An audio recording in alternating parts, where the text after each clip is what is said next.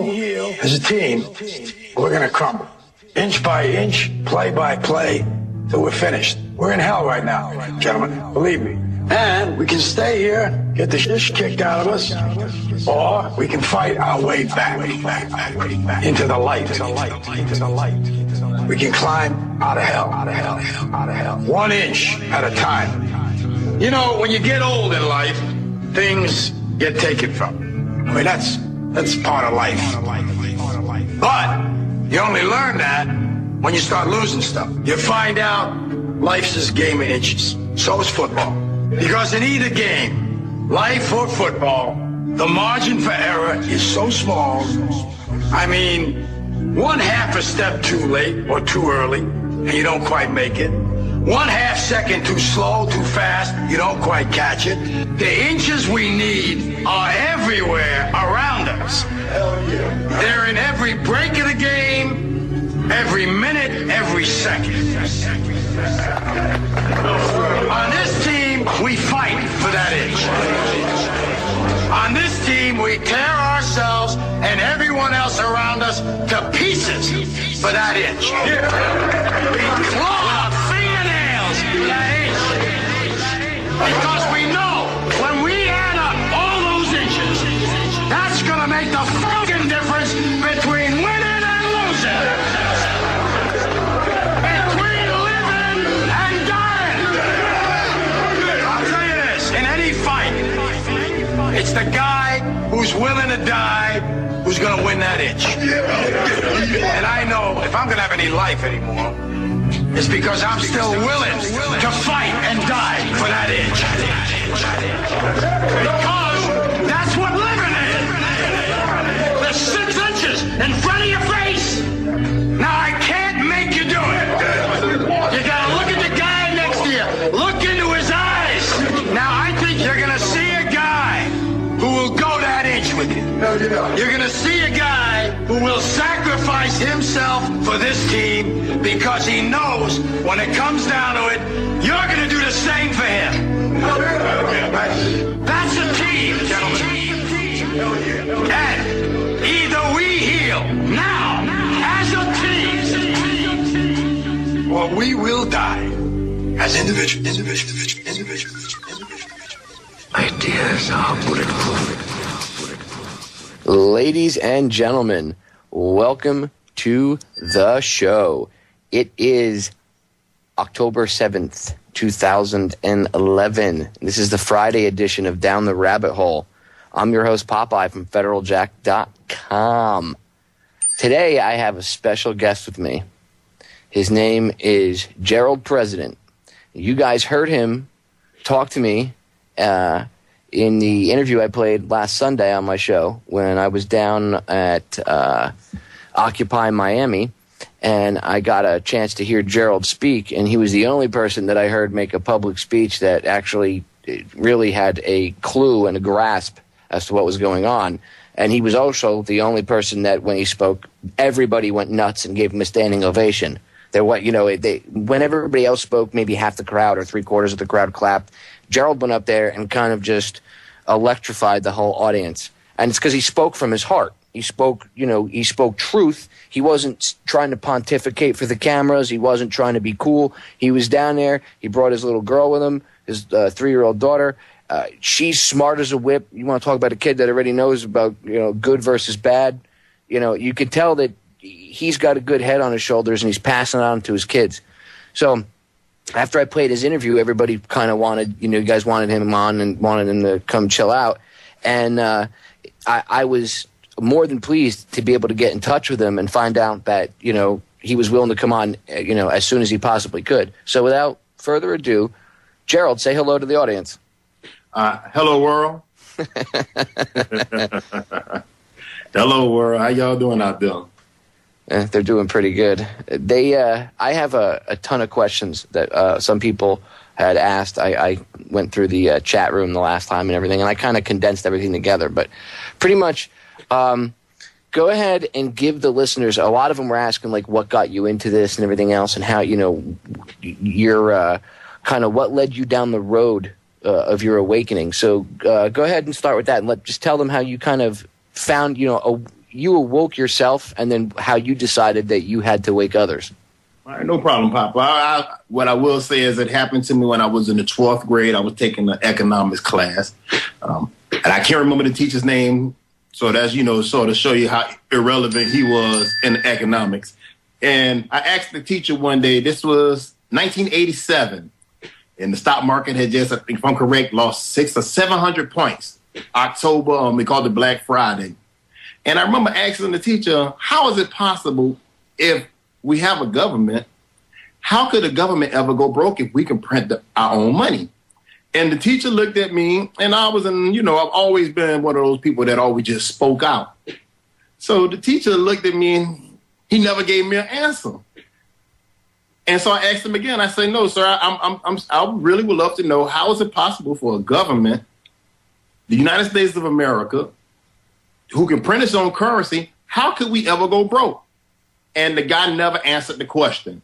And so that led me on my journey towards basically enlightenment. And it didn't happen until 1995. I met this guy named Tom, who I used to work with at a warehouse. Well, I'm going to say it was Publix warehouse. And the guy used to see me reading books all the time. So he said, Jerrald, he said, you know what? He said, I don't like to read, but my daddy has all these books at home. And he said, would you like, I'm not trying to run no game on you. He said, but I have these books and I would love for you to read them. And I know once you read them, you can tell me what's in them because my daddy just collect books. So I said, okay. So the books he brought me were David Icke, The Biggest Secret, and The Creature from Jekyll Island by G. Edward Griffin. And so at that time I was 25, 26 years old. And once I read those two books, it's just like that scene in The Matrix when Neo is in a hallway. Yeah, you realize everything is not exactly as it seems. Exactly. And it's like a glow came over me. And ever since then, I've just constantly consumed. I'm a C-SPAN junkie. I've been watching C-SPAN since 1984 when they was doing the Iran-Contra schemes and all that stuff. So even when I was a kid, I didn't know what I was watching on C-SPAN, but I always watched that. So after reading David Icke and The Creature from Jekyll Island, I truly understood the nature of the beast, and it's a private bank loaning the government money. And so that's basically what flipped me, sir.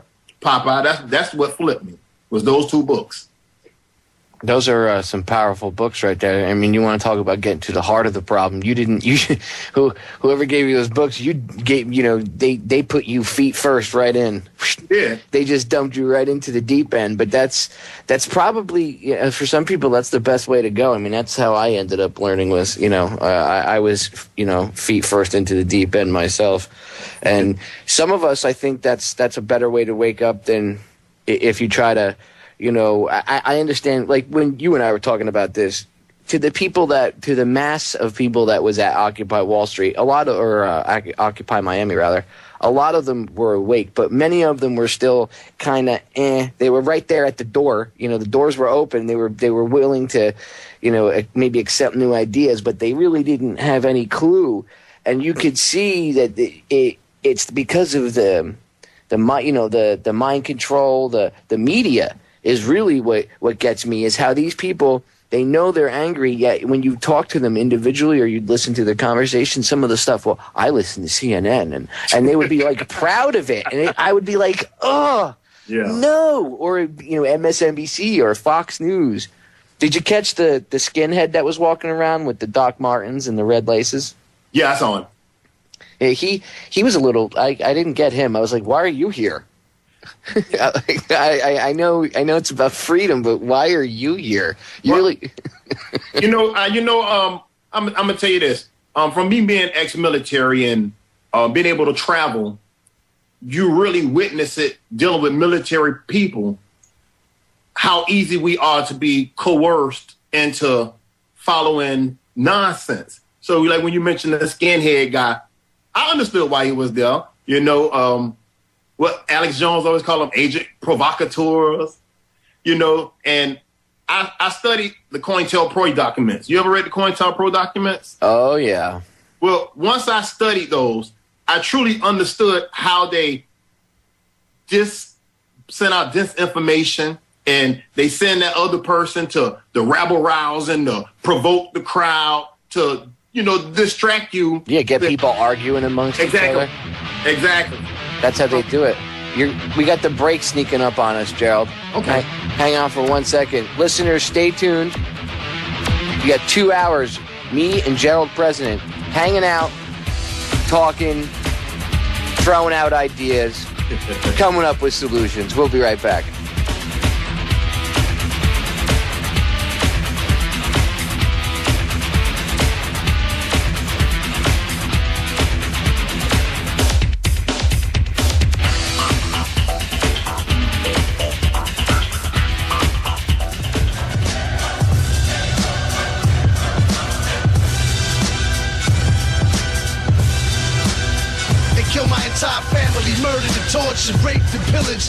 We are back. Jerrald, we were talking about Occupy Wall Street and the coverage that you've seen and I've seen since you and I talked last Saturday. Right. And did you notice that the police are they seem to be ramping up their physical assaults on the protesters? Well, that was inevitable. If anybody paid attention to when they had the meeting in Seattle, was it 1999 or 2001? And anybody out there had to remember how they beat them down there. So they've militarized law enforcement as the people are, how shall I say, the problem. And you got to remember, these people's pensions have been taken away by these same global international bankers. So it's not a coincidence that the military the police department is doing that to the people. Why do you think they love ex-military to be in law enforcement? Of course, because you already got the training. Exactly. And you're obedient and you're going to follow the rules. You're going to follow what they tell you to do. I mean, this country has a practice of going around the world doing this and setting up dictatorships all around. I mean, from Argentina with Mr. Pinochet to Guatemala to Honduras, Bolivia, Ecuador, El Salvador, Nicaragua. We have a history of doing this. So what the problem is, until the people realize, hey, cut up those credit cards, rip up that mortgage, you're going to always stay in this situation. We all have to do it en masse together, because as long as we continue to allow these people to do this, you're going to have police looking at you because you their meal ticket. You're right. You're 100% right. Just think about it. They arrest all those people. They wouldn't have a job. They wouldn't have job security. Exactly. You're right. And hey, I'm a believer of the Constitution, even though I don't believe in firearms, but I believe in the Constitution where everybody has the right to bear arms. And you talk about New York, it's illegal to have a gun. You understand what I'm saying? Look at Plaxico Burgess. Exactly. And he didn't do nothing. He shot himself and he went to jail. Hey, you got to remember the United Nations over there, baby. The United Nations over there. Yeah, they got to teach everybody that you can't have a gun. That's why Bloomberg made an example out of him the way he did. He really made an example, didn't he? Oh yeah. But the sad thing was, who came to his defense? Not one person from the Tea Party. Yeah, where the hell was the NRA or the governors of America or anybody else to stand up for his rights? They don't want their tax-free, that 501c. They don't want their tax exemption status to be jeopardized. You know what I mean? Yeah, so God forbid that they have to pay taxes like the rest of the slaves. So I didn't see not one Republican the Republicans are always NRA proud members. Nobody ever mentions New York is illegal to have a firearm. Again, I want people to understand, I might be in law enforcement. I don't believe in weapons, but I believe in the Second Amendment, and I believe people have the right to bear arms. So when you're encroaching upon one person's rights, what means that they're not going to take that and extrapolate that and slide it all across the whole United States? These are some gangsters. Exactly, man. Exactly. It always starts off with one little tiny thing, and then it's always for the children. Case in point, remember Obama? He said he wasn't going to prosecute medical marijuana dispensaries. Oh, and then what'd you say a couple of days ago? They raped them, huh? Oh yeah, today the female, she's a U.S. Obviously she's federal, I guess, whatever, for Northern California, and she's going after dispensaries, and she read this little thing, and it was just, she's like, you could sit and watch, sit across the street and watch these places, which obviously tells you that they did just that. And she's like, you see healthy looking people get out of a car and go inside and come back out. They don't look sick to me, which is like kind of the inflection she was putting on it. Like, who are you to judge if they're sick? You can't judge anybody from walking into a building and walking out. I mean, that's ridiculous. It's a gangster nation. Just think about it. You have the last two presidents. No, I'm sorry. The last three presidents, from Mr. I Didn't Inhale to Mr. Bush, was young man, indiscriminate actions. Then you have Mr. Obama, who says he snorted cocaine, smoked weed. All of these guys get high while they're in college and get up there and want to legislate from a vantage point that I can't comprehend, because if you was for it and you was committing illegal acts when you was a young kid, why are you so against it now? But anybody understand? Talk about being a two-faced hypocrite, huh? Do as I say, not as I do.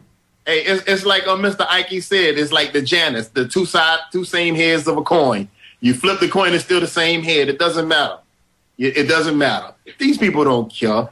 It's not do as I say. It's do as I say, but don't do as I say, because I'm going to incarcerate you regardless. I mean, come on. The people in California, am I correct? Didn't they pass a law that say you can have medical marijuana? Oh yeah. She said, I know the state passed a law. How did she put it? I know the state thinks it's legal because they passed a law, but federal law trumps state law, and it's like no.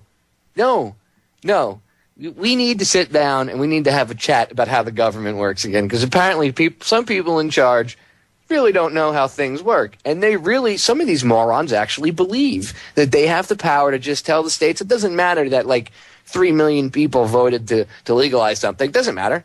No, well, it's irrelevant, and it's always been irrelevant. And like I say, I think this is one of the greatest countries.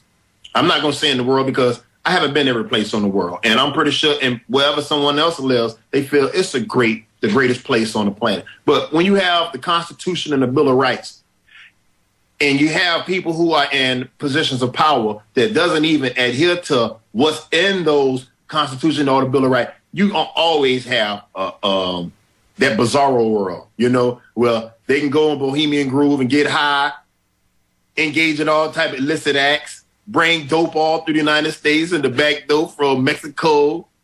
I mean, through the Panama Canal. It's okay if they skim off the top.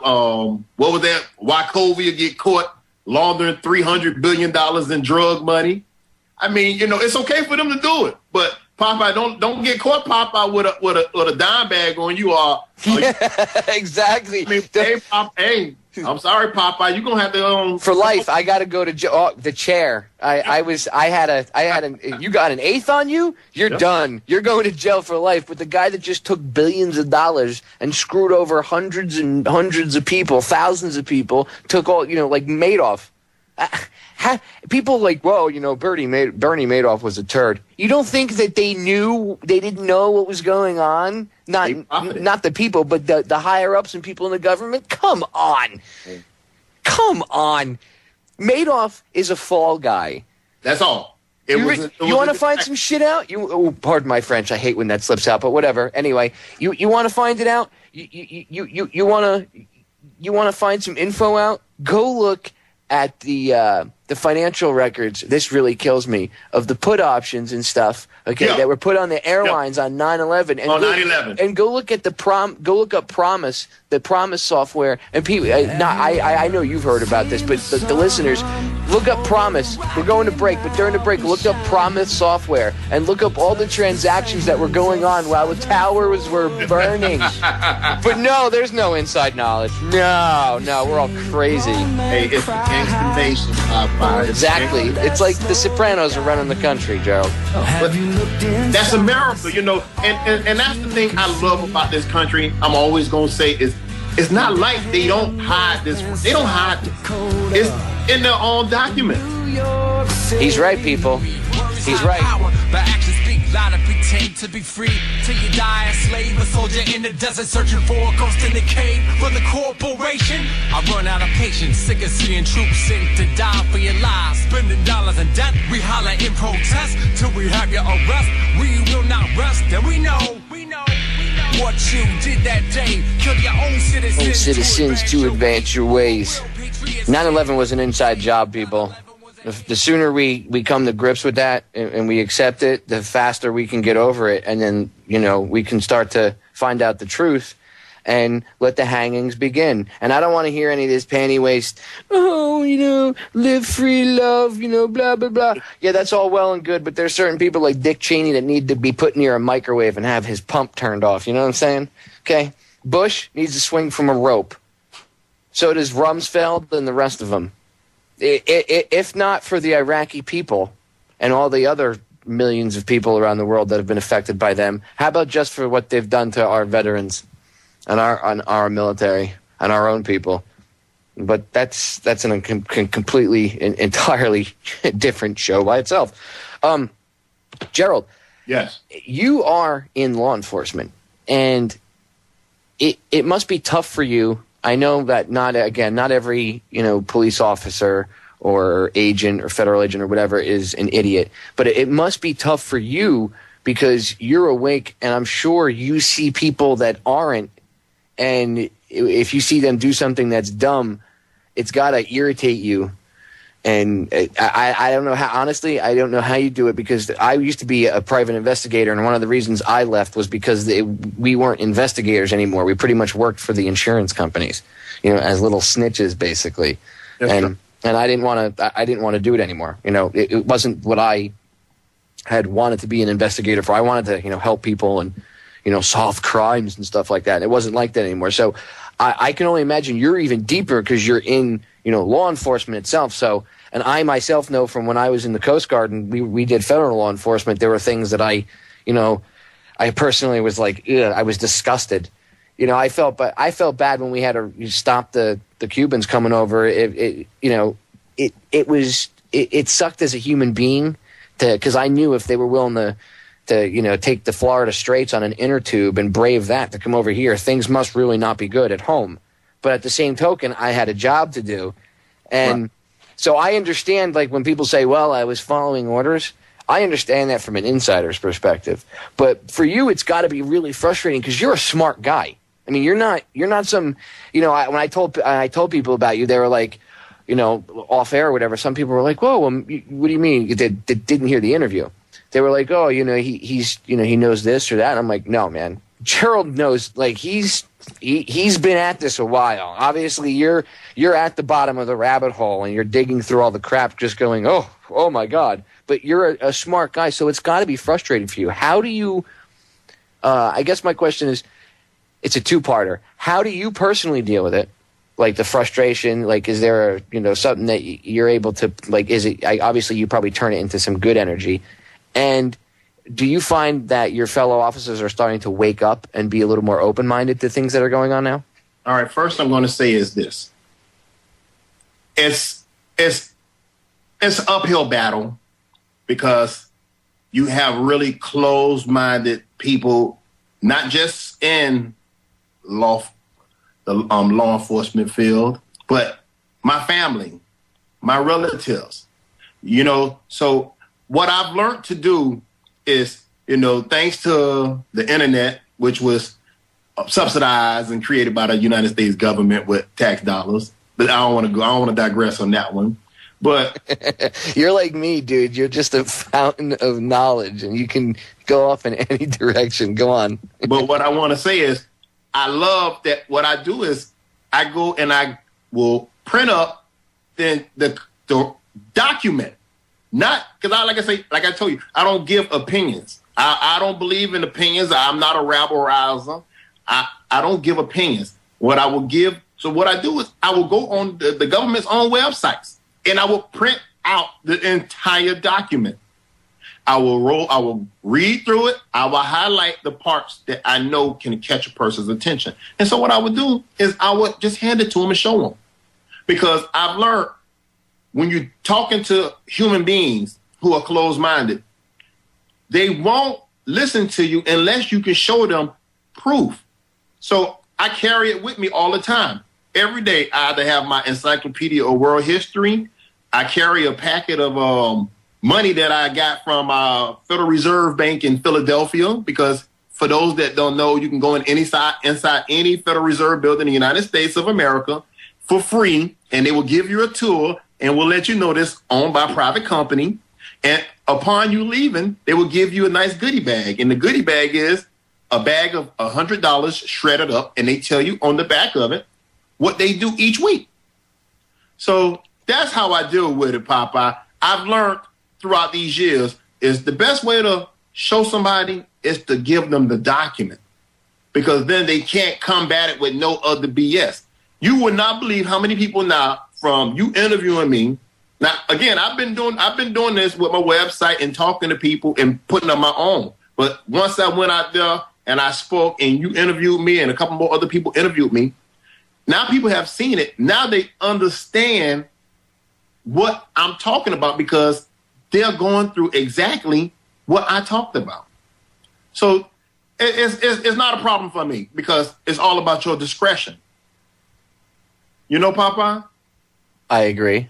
And that's what it's about. So I've learned to be able to flip it and to show them exactly, because it's their kids that's going to be suffering. It's their kids that's going to have to go through these structural adjustment programs, these austerity measures. It's the people in law enforcement who are witnessing firsthand what's going on in Greece, what's going on in Portugal. Well, it's like David Icke said to a bunch of cops in the UK. He walked up to him and he said, "What are you going to tell your kids when they come to you and say, 'Mom, Dad, where were you when they were bringing in this totalitarian world government? What were you doing to stop it?'" And you have to tell them, "I was part of it."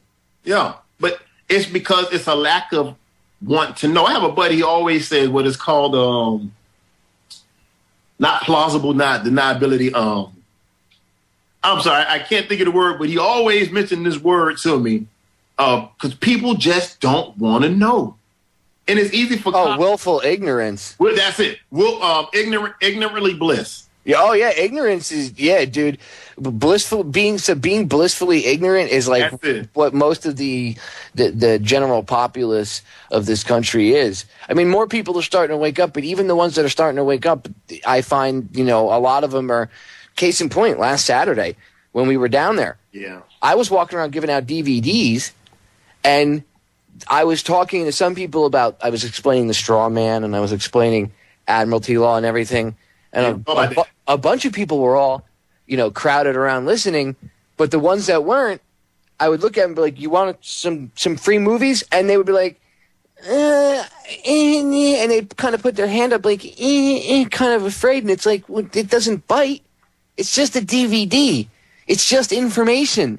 You people need to drop that fear of, "Oh my God, they could tell me something that might shatter my beliefs." Well, sometimes that happens. I was raised in a religious background. I used to. I'm not saying I was, a priest or anything like that, but I was raised in a religious background. Yet now, if you discuss religion with me, I'll explain how, at least from my research, it's been used as a way to control people, going all the way back to Babylon. Well, I mean. So it's you can change your thoughts in a good way when more knowledge and more information, factual info comes down the pike, But some people are afraid of change, I've noticed. Like Jerrald, let me ask you this. We got about 2.5 minutes before we go to break. But let me ask you this. In your like when you were down there last Saturday, did you notice that there was more people receptive now than I would say like even 5 years ago? Yes. But from listening to people speak, I'm going to say still that 99% of the people that was there, 99.99% of the people that was there still didn't understand. They don't understand the beast of the Bank of International Settlements, the International Monetary Fund, the World Bank. They don't understand our own Federal Reserve System. So it's like that dog chasing his tail. They're going to continue. You can't address a cancer if you don't know how to diagnose a cancer. Very well said. That's like trying to fix your car. How the hell are you going to fix your car if you don't know how to fix the engine? Exactly.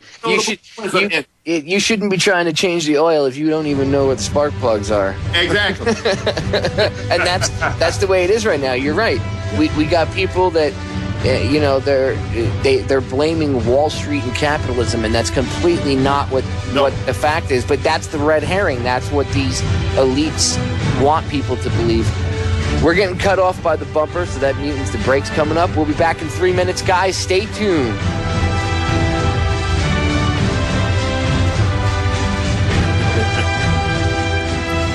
Let us never tolerate outrageous conspiracy theories concerning the attacks of September the 11th. Malicious lies that attempt to shift the blame away from the terrorists themselves, away from the guilty.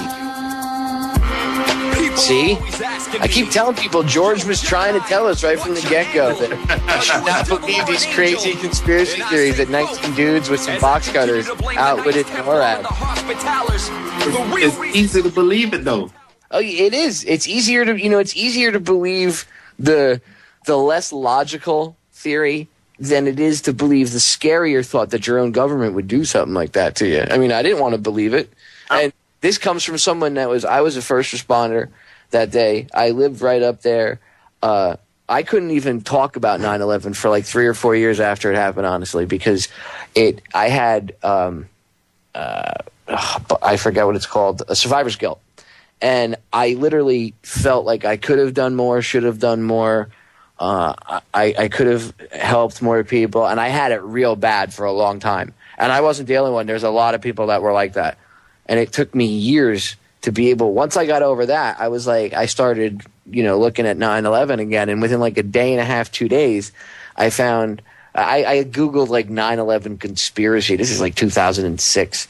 Right. I saw this stuff, and then someone showed me the movie Zeitgeist, the section where they were talking about 9/11. They were like, just watch this part right here. And they showed me the clip, and I was like, and I at first I was like, no way. So, I knew some stuff was hinky. I always figured that they shot Flight 93 down, but I was like, there's no way. Come on. So the more I looked into it, the more I was like, wow, they really did this. Because the evidence just points to it, And I tried to, at one point I was going to be the guy that, I'm going to prove all these dickheads wrong, these crazy, wackos, conspiracies are one thing, but there's no freaking way, blah, blah, blah. And I was wrong. So, first I had to get over my own ego. And I think that's one of the biggest things. You know what I mean, Jerrald. People their ego gets in the way, and they can't accept things that it maybe realizes that they're part of something bigger, and it's not all about them, and the center of the universe isn't them. It's just let me ask you this: in your life, whether it be professional, personal, whatever circles of people that you rotate in or out of, and the people that you surround yourself with, do you find that many of them are accepting of the reality of things with the New World Order, or do you find that it's harder to wake people up? Well, I'm a very how shall I say, upfront with my views on things, and so within the first 5 minutes, I know how to disarm a person. I know how to disarm you, and I've learned once I have you speaking to me for more than 5 minutes, you understand and you walk away want to find out. So no, I've never had a problem with it. Now I will go back, and let me go back to it, like when you brought up 9/11, because I knew what happened with the Gulf of Tonkin, and I knew what we did in Nicaragua where Ronald Reagan, you know, and the Sandinista government and arming the Contra rebels to overthrow the Sandinista. And then you in the back door, you're shipping arms to Iran, but you're giving Saddam Hussein all types of weapons. So I always knew this. So when 9/11 hit, first thing happened was me and my mother, because when I got turned on to David Icke, I gave my parents David Icke book, and it turned them upside down. So I knew what a false flag operation was. So when I saw it, and I remember vividly, I say, how in the world within 24 hours you have pictures of guys who committed this, whatever you want to call it, and they were so dumb that they left the blueprints and all this paperwork in a car. Now, I'm not a rocket scientist, but where in the world in the history of people committing crimes have somebody videotape themselves and said, I committed this heinous act? I mean, I say, come on, man. The man somebody's in a cave talking on a satellite phone in a country that doesn't even have an infrastructure. And you're going to tell me you have the satellites to pinpoint anything on this planet, and this man was orchestrating this scheme in a fucking cave? I mean, come on, man. They don't even have roads in Afghanistan. And you want me, but you know, again, the American people want to watch The Price is Right. Back then, The Price is Right. They want to watch Survivor, you know, but if they would just sit there and watch C-SPAN, I've always implored people, please watch C-SPAN. Watch it.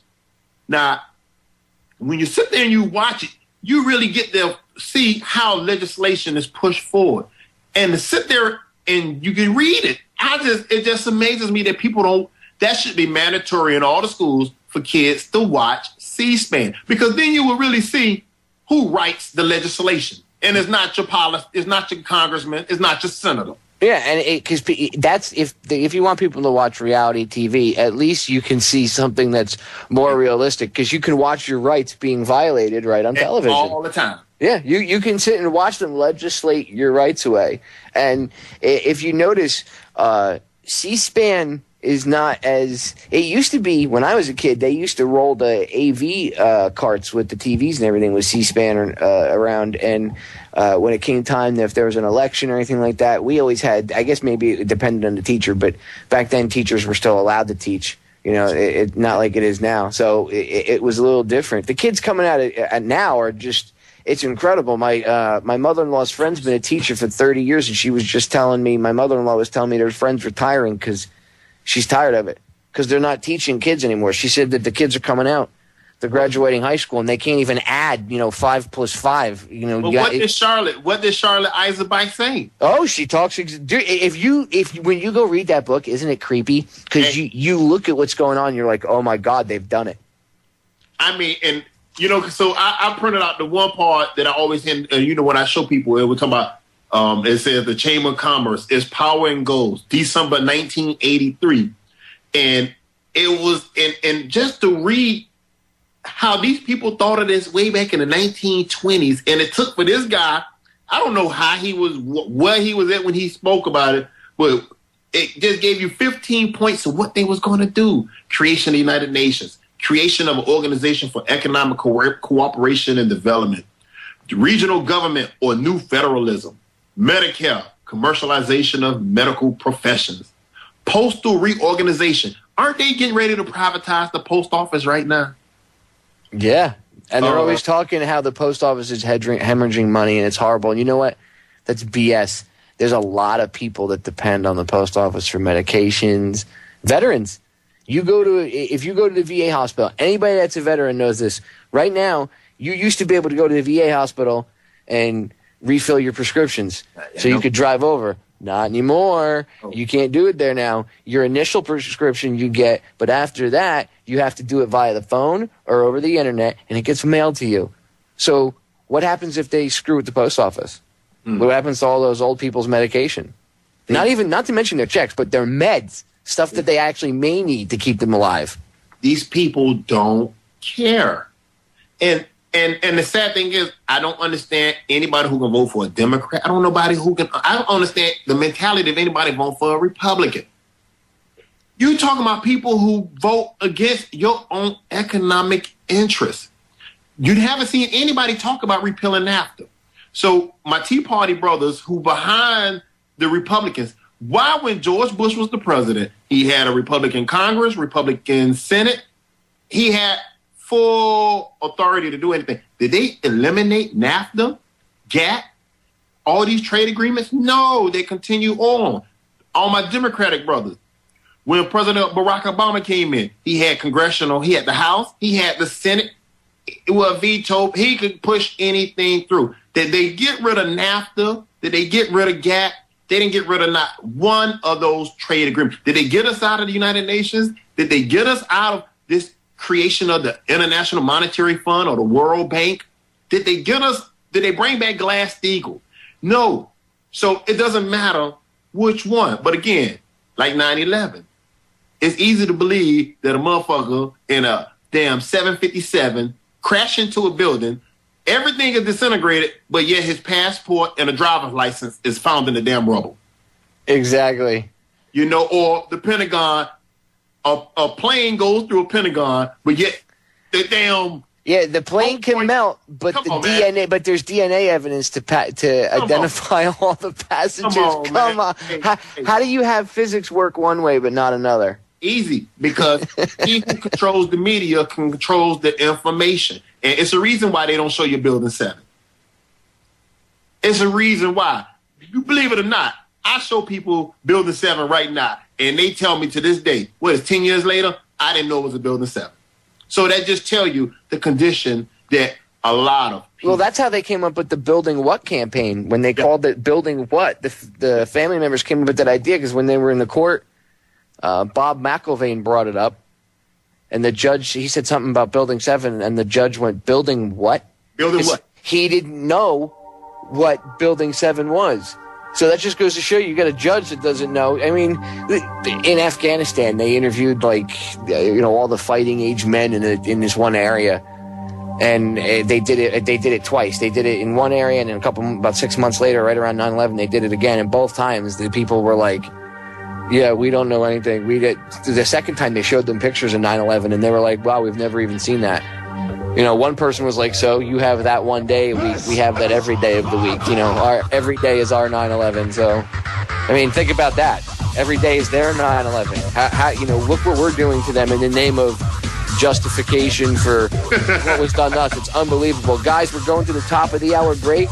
We're back in 6 minutes for hour number 2 with Jerrald President. So stay tuned.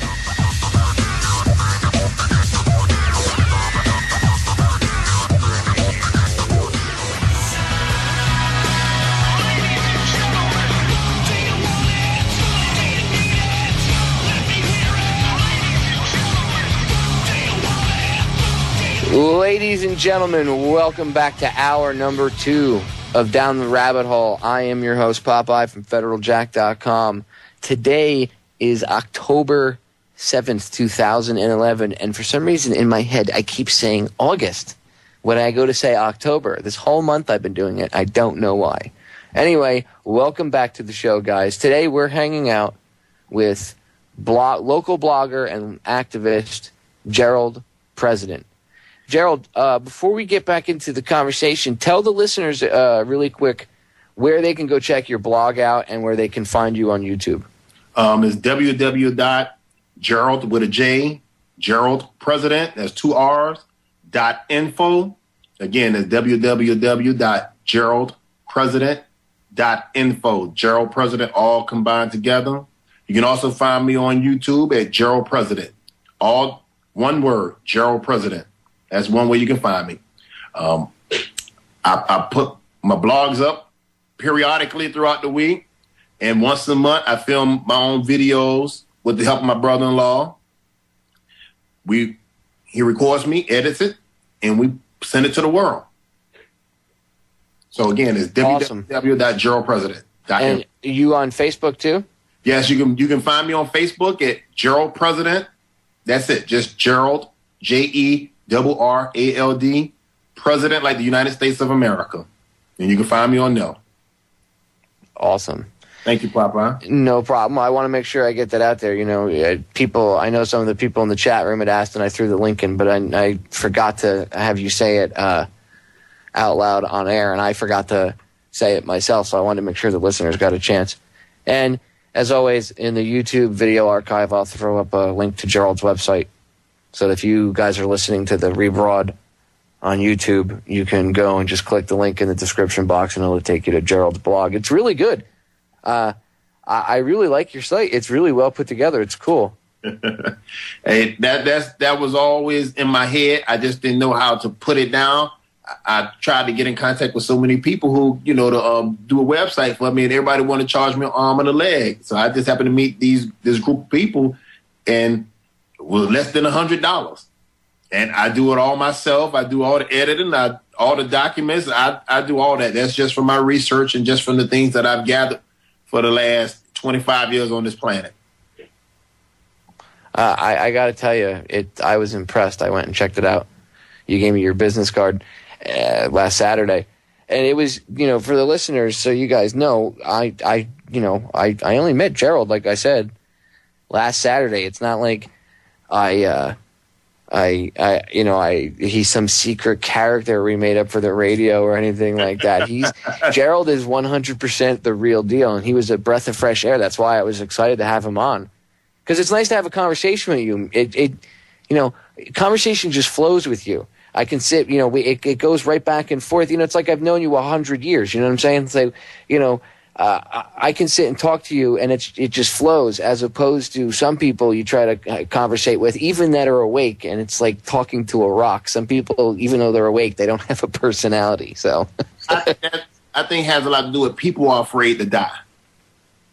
And when you get over that fear of dying, you can let loose. So I've never been afraid of dying, and because I'm not afraid of dying, I speak. You're not afraid to live. No, and that's the number one thing is living. I'm in the present, and it's like that scene in the Matrix where Neo all of a sudden realized and everything just was going in slow motion, and that's how I view life. I view life in slow motion because I know the maneuvers of these people that's out there. And I know they're listening to me and you right now. You know what I mean? I know they're listening, and I don't have a problem with that, because the world needs to know that, hey, all of us need to link together to get rid of this private Federal Reserve system. And exactly. It's like you and I were talking about last weekend. I don't remember if I know we touched on it in the interview. But off camera, you and I were talking for a while too. Yeah. And we were talking about racism. Yeah. And how it's such a red herring, and how it's used completely to control everybody. And people are just, it's frustrating because people fall into it. You know, I have a good friend of mine. He's the witness on my, on my marriage license. He's a really close friend of mine. But he said to me, I'll always love, let me rephrase that, not always love, I'll always respect and like President Obama no matter what he does. Shit. Because he's the first black president. Man. And Sinbad's a black guy. And I said to him, dude, for all the intelligent things that you say and know about, that is probably the dumbest thing I've ever heard you say. And he was like, what do you mean? I said, you're being played, right? They're playing you based on your pride of your race. I said, and that really pisses me off because you're a smart guy, and here you are falling for this crap. I said, you should be irritated. You should be mad that this guy has done such a horrible job. And he's like, yeah, but, I got to support him. He's the first black president. And I'm like, no, you don't. You need to, first of all, and this is, people can, I'm sure somebody will probably get offended at me saying this, but because I'm white. But coming from an outsider's point of view, he owes the black community more than any other president in the past, because he has to prove to the racist morons out there, the people that buy into racism, that a black guy can be the president. And because he's done such a horrible job and screwed people so bad, he's put that damper. the uneducated, the unenlightened are going to say, the idiots that buy into the racist, argument are going to say, you see, stupid black guy, can't ever let him be a president. So to me, he owed the black community, he owed them to be even one step above any other president in the past. He had to hold himself to a higher standard. And because he screwed up, you're going to get people that are going to look at, oh, see, can't have a black guy. And then when they put a woman president in and she does the same stuff, it'll be can't have a female. And then when they put a Hispanic president, they'll keep putting these puppets in and playing on the race baiting and the sexuality and everything. And unless we all stand up and realize that the one common theme that we all have is freedom. Freedom. Just like Bill Cooper used to say, what's the one thing we have in common? Freedom. Doesn't matter what religion, what color, where you are, where you're from. If you don't have freedom, you can't worship your God or dress the way you want to dress or talk how you want to talk. So we all do have the basic common principles. We all have this stuff in common with each other. And we're all human anyway. I mean, why do we have to... See, it just irritates me. I get so frustrated, Jerrald, because I know that, again, racism is just to get everybody infighting so that we don't get together and have the conversation that you and I are having right now and educating these people. I'm going to say this, being a black man myself, in regards to President Obama. I will say this. I was at the primaries. I took my daughter when she was 1 month old because of how historical it was. Now, what I will say as far as all of that, how that goes is, once I saw before he was elected, and I saw who he had on his economic team, I knew automatically this man was going to do the same things that George Bush, that Bill Clinton, that George Bush daddy, Ronald Reagan, Jimmy Carter, Nixon, Ford, because he brought all the guys from Goldman Sachs, from the Federal Reserve Bank of New York. I knew we was in trouble. When he brought Mr. Larry Summers, the architect of tearing down Glass-Steagall, when he brought in Mr. Rahm Emanuel, another one of those bank employees, I knew we was going to get shafted. So I was one of the black men that said, yeah, I'm proud that he's finally made it though. But then I realized once he gotta remember, he hid his economic team from the people. Yeah, he did. He hid all that stuff until the very last minute. Exactly. And as soon as that happened, I told my family, I say, this man is going to do the same thing George Bush did. Look who his Treasury Secretary is. Timothy, I don't pay my taxes, but you should, Geithner. Exactly. That was in charge of the New York Fed. Or Hank Paulson with Mr. Bush, who comes from Goldman Sachs. Yeah, they're all insiders. They're all on the same team. We're going to break. Guys, stay tuned. We'll be right back with more. Me and Jerrald President hanging out. Stay tuned.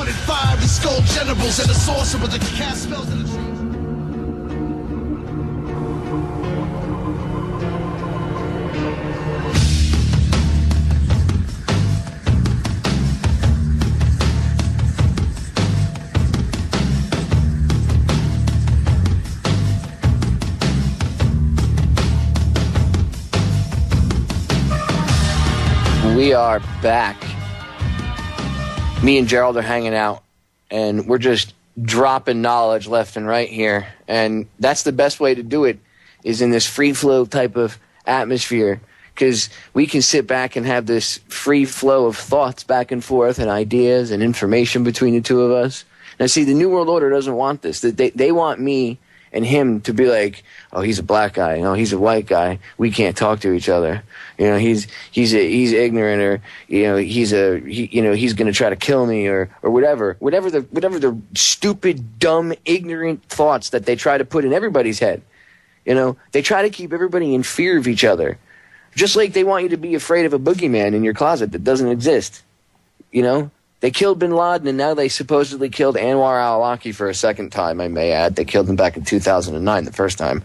But these guys are like cats. They have 9 or 10 lives. But they want you to be afraid of them. And it's more racism, because now it's directed at brown people. Now it's, you got to be afraid of the people from the Middle East that are Arab, or anybody that happens to be Persian or Iranian or any of that. It's always the same thing. Must be afraid, must be afraid, must be afraid. Because if we isolate ourselves from each other, then you're all by yourself. You're easier to conquer and control. Whereas if Jerrald sees me hurt, he comes running over, drags me out of the line of fire, whatever the case may be, and patches me up, helps me out. Or I do the same for him. See, they don't want that. They don't want us working with each other. They don't want us helping each other. They don't want us talking like you and I are. Because God forbid the cattle are talking to each other. They might stampede. Stop them. It's just ridiculous. And like you were saying during the break, you struggle a lot.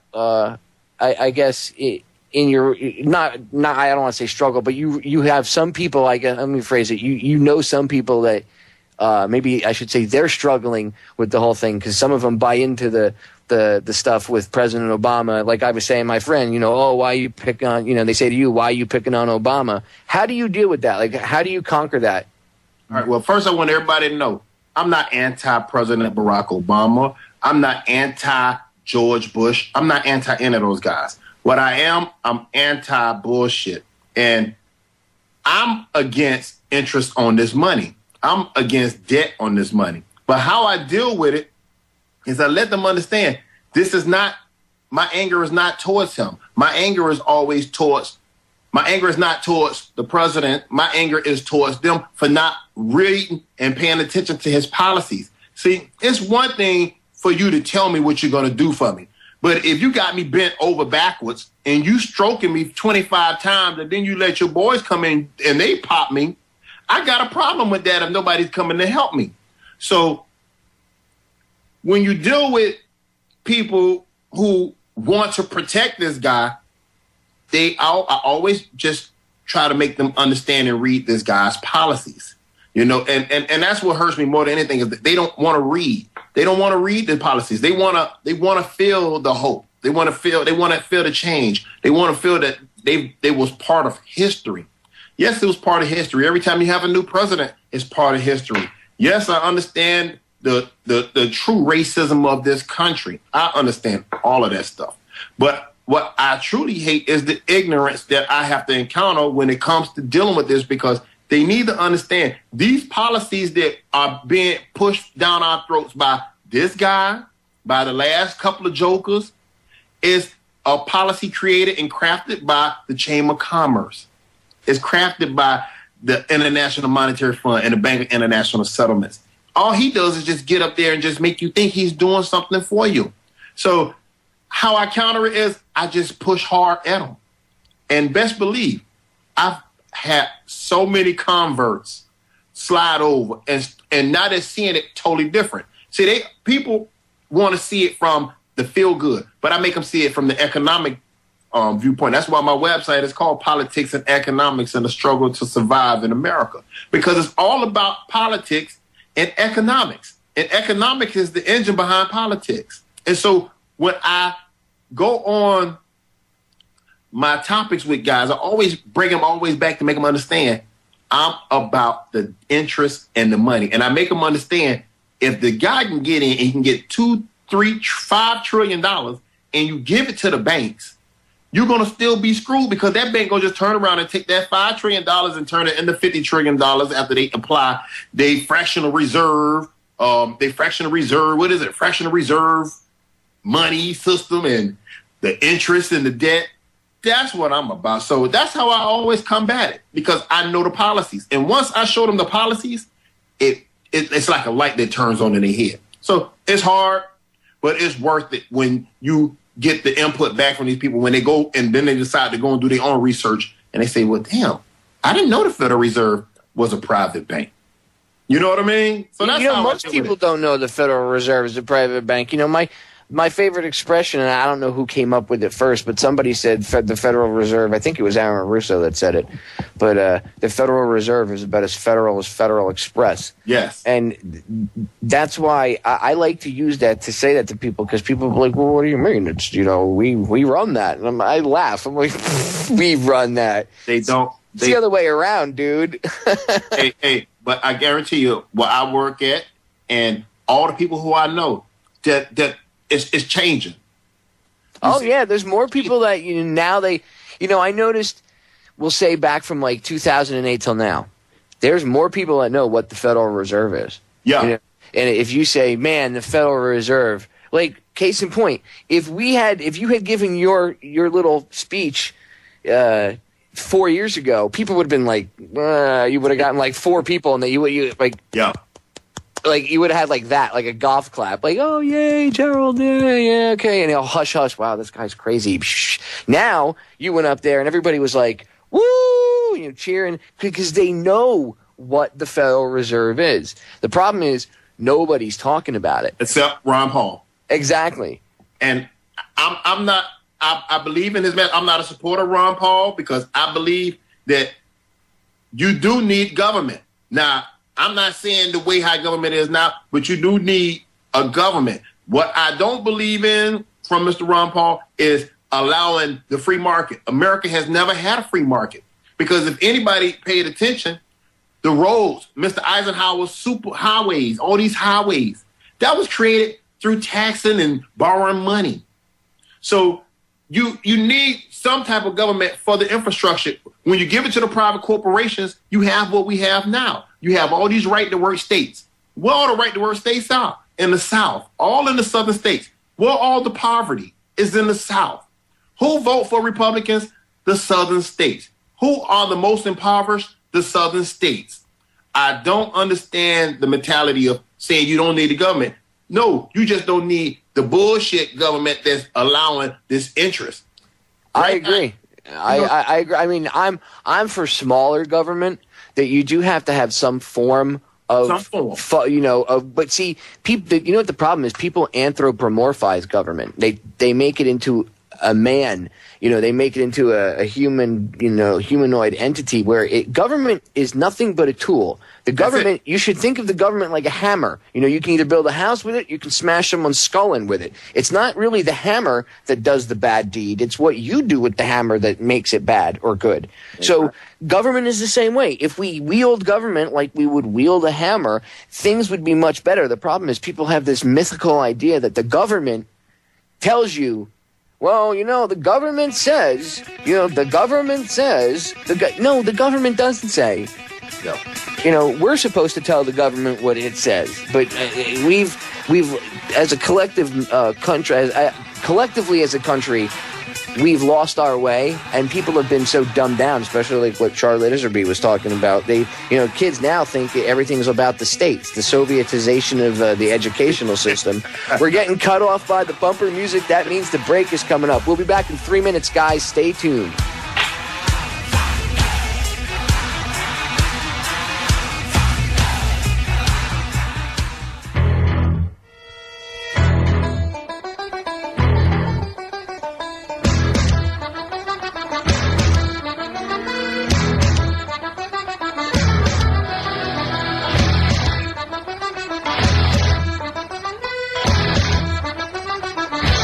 Jerrald and I are back, ladies and gentlemen. I didn't know this, but Jerrald is a Miami native. You were telling me during the break you grew up here. Yeah, and you saw Miami during part of the some of the hardest times back in the day. Go ahead, tell the listeners what you were just about to tell me. Yeah, I'm a child of I'm a product of Reaganomics. I don't know, maybe your listeners might be younger, some might be my age and remember Reaganomics. And I grew up during the crack epidemic where all my friends decided to slang dope. And these were not kids who didn't grow up with no daddy. These were kids who grew up with a mama and a daddy. Before the media make you think that all black folks come and single. No, I grew up in the neighborhood, all black, where everybody had their daddy in the home. And all my friends, basically all our parents was middle class. All our parents were middle class. They either worked for the post office, some owned their own businesses, but everybody had a mom and daddy. And all my friends decided to slang dope. And because I had a daddy who basically sat me down from a young age and had me reading all types of books, I knew that wasn't the way to go. Plus, I had 3 other brothers. So while everybody was out there in the streets in the late 80s, I was in the house on punishment for probably doing something that I did bad in school, and I was just consuming information. And so, that's why I have this view, because I've been like this since I was 13, 14 years old, just consuming information. And I just want all your listeners to know, the beautiful thing about America is they're not hiding this information, people. They're not hiding it. Go onto a government website. Go to the Library of Congress. And just read these documents. And that's how you will enlighten yourself and you will understand this New World Order. Because to me, I don't call it a New World Order. What I call it is an economic world order that's being imposed by the Bank of International Settlements. So while my friends right now, so many of my friends right now are in prison doing decades because they decided to go that route. Now, that was their choice. But I also remember when the Iran-Contra scandal blew up and Mr. Oliver North, you know, now all of a sudden is this darling of the Tea Party and the Republican establishment. He was part of the group that was bringing the dope into America. So, you know, it's the yin and the yang. It's a wicked country, and it's also a good country. You know, and I just hate that they're incarcerating so many people and so many brothers, so many poor white kids, so many poor Latino kids. They're shipping out all these jobs through NAFTA and this CAFTA. And now these trade agreements that President Barack Obama is trying to push through with, South Korea, Colombia. I can't think of the other one. It's just sad. And anybody, if they had any common sense, get a camera and go ride around through every community. I'm not talking about the black community in the hood where I grew up from. I'm talking about every community. And you show me where they're manufacturing anything. They've de-industrialized the United States. United States will never be what we thought it should be and what we was led to believe it was, because it was always built on debt. So that's a little bit about, you know, myself and growing up and not all my friends in prison. And I'm basically the last one from a group of maybe 15 guys that was all the same age. They all in prison because they decided that they wanted that easy money, but it was always given to them by the police. It's not a coincidence.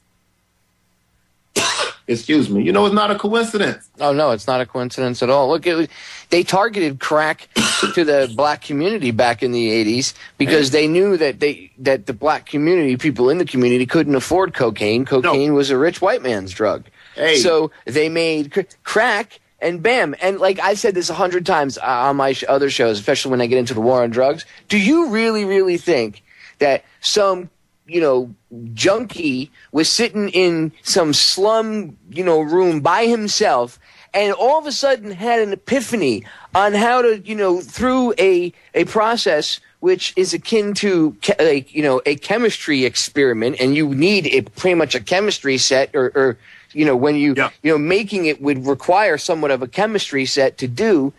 You think this guy just came up with it? He can't, you know, you're supposed to believe that someone that's so drug-addled and drooling on themselves and is all, but yet they come up with this procedure. No, it was, and when you research it, it was a white guy that worked for the CIA, and they marketed it to the black community to destroy it.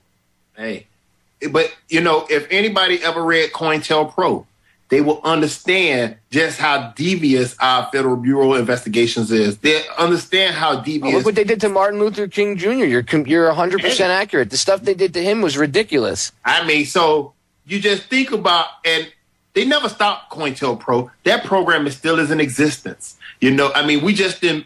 It didn't transformed into some new type of Fast and Furious. What we do, ship the drugs over to Mexico, let the Mexicans kill each other, and bring the dope. Who getting all the money? Wachovia. They getting a lot of the money. Everybody, all the Mexicans dying, getting the dope over here. You're flooding our communities with this toxic stuff, and then you have a sting, and you go and make the people think, oh, we stopped this major drug bust. Hey, Americans want to get high, let Americans get high. No one is forcing Americans to do this. Yeah, you want to stop the cartels? You want to stop all this stuff? Make it legal. Just stop. Don't even. You know, just decriminalize everything. And you know, Popeye, you can't talk like that, Popeye. Oh, I know. Well, you heard what? Did you hear what Hillary Clinton said about 6 months ago? What? I think it was CNS News. Somebody ran up to her and they were talking to her, and the reporter said to her, what about the war on drugs? Do you guys think you'll stop the war on drugs? Because it was right around, because, you know, it was like the 40th anniversary recently. And they asked her, what do you think about stopping the war on drugs? And she was like, she said something. It was either 40th or 50th, whatever the hell it was. Anyway, she made a comment and she said something to the tune of, and I'm paraphrasing here, we'll never be able to stop the war on drugs because there's too much money to be made in it. Yeah. Now, if that doesn't tell you, she's admitting, we can't make drugs legal and stop criminalizing some guy that smokes a joint because, God forbid, the guy, he wants to smoke a joint, and that's what the Founding Fathers even talked about doing it. But no, you'll lock up for life. But the bankers, the guys, the Federal Reserve, the people that, and it's not these Wall Street traders like some of these idiots, the uneducated ones in some of these protests. Not everybody there is uneducated, but the ones that don't know, the uneducated ones, they assume that it's like some trader on Wall Street. Come on, man. It goes much deeper than that. It's not that simple. Check this out, Popeye. How is it possible? Now, a lot of Americans don't know that the United States created Al-Qaeda, CIA, but the Taliban was against the cultivation of poppy. Now, how is it we have the largest military in the world stationed right now in Afghanistan, and opium and heroin is at an all-time high in the United States? Over 350% raise in the cultivation in Afghanistan since we went in. So come on, man. I mean, we got all our troops over there in Colombia. Cocaine still getting over here. So now what we done made is same thing with Vietnam. We brought all that stuff, right? All that heroin from Vietnam. We brought it right in the dead soldiers. They brought it in the soldiers' bodies. Talking about being disrespectful pieces of crap. They don't care because the military fights for our economic interests, Popeye. You know that, Popeye. We need McDonald's. We need Wendy's. We need Bank of America. We need all our banks inside your country so we can loan you money through our IMF. We're going to get you in debt. Then we're going to chop up your country, and we're going to take all your natural resources, and we're going to parcel it out to all my buddies. And so what if we use your tax dollars to build your infrastructure? So what? Now we're going to impose our IMF structural adjustment program on you. And, Popeye, I'm sorry, that cheap electricity you was getting? Well, now your rates are going to go up an extra $300. Hey, and that pension that we promised you for working 35 years, hey, Popeye, I'm sorry, baby. We're going to have to cut that in half. So welcome, America, to the structural adjustment program that you've imposed and allowed to be imposed on people all around the world. Like Malcolm X said when John F. Kennedy was assassinated, the chicken came home to roost. All he was saying was, the shit that you do, the eggs that you drop, and you create all these militias to overthrow governments, it only will come back and roost and drop one on you. And right now, this chicken has come home to roost because our economic policies of allowing private banks to loan money and create money out of thin air did suck us. Exactly. The ability for private corporations to control money was like the nail in the coffin of this country and for most of our freedoms.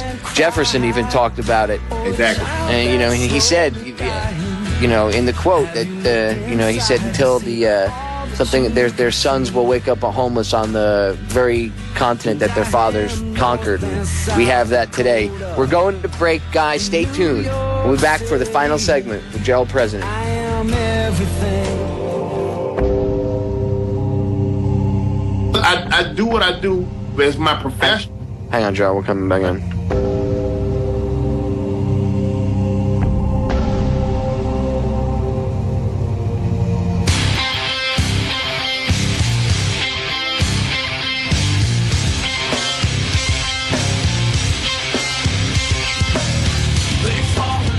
We're back, guys. This is the final segment of the Friday, October 7th edition of Down the Rabbit Hole, and I'm hanging out with Mr. Jerrald President. Jerrald, again, one more time, give out your YouTube channel, Facebook, Twitter, website info, any other spot that people can get a chance to listen to what you have to say, because I like where you're coming from.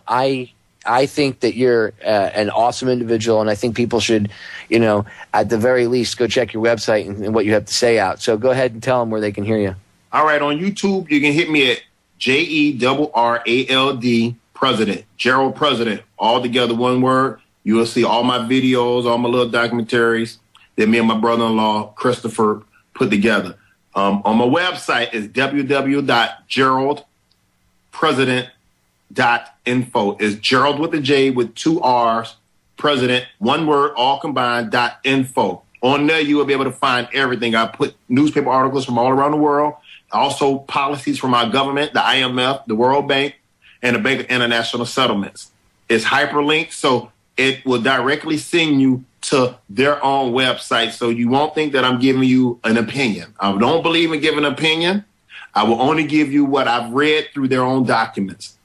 On Facebook, you can reach me at Jerrald President. Just simply Jerrald, Jerrald,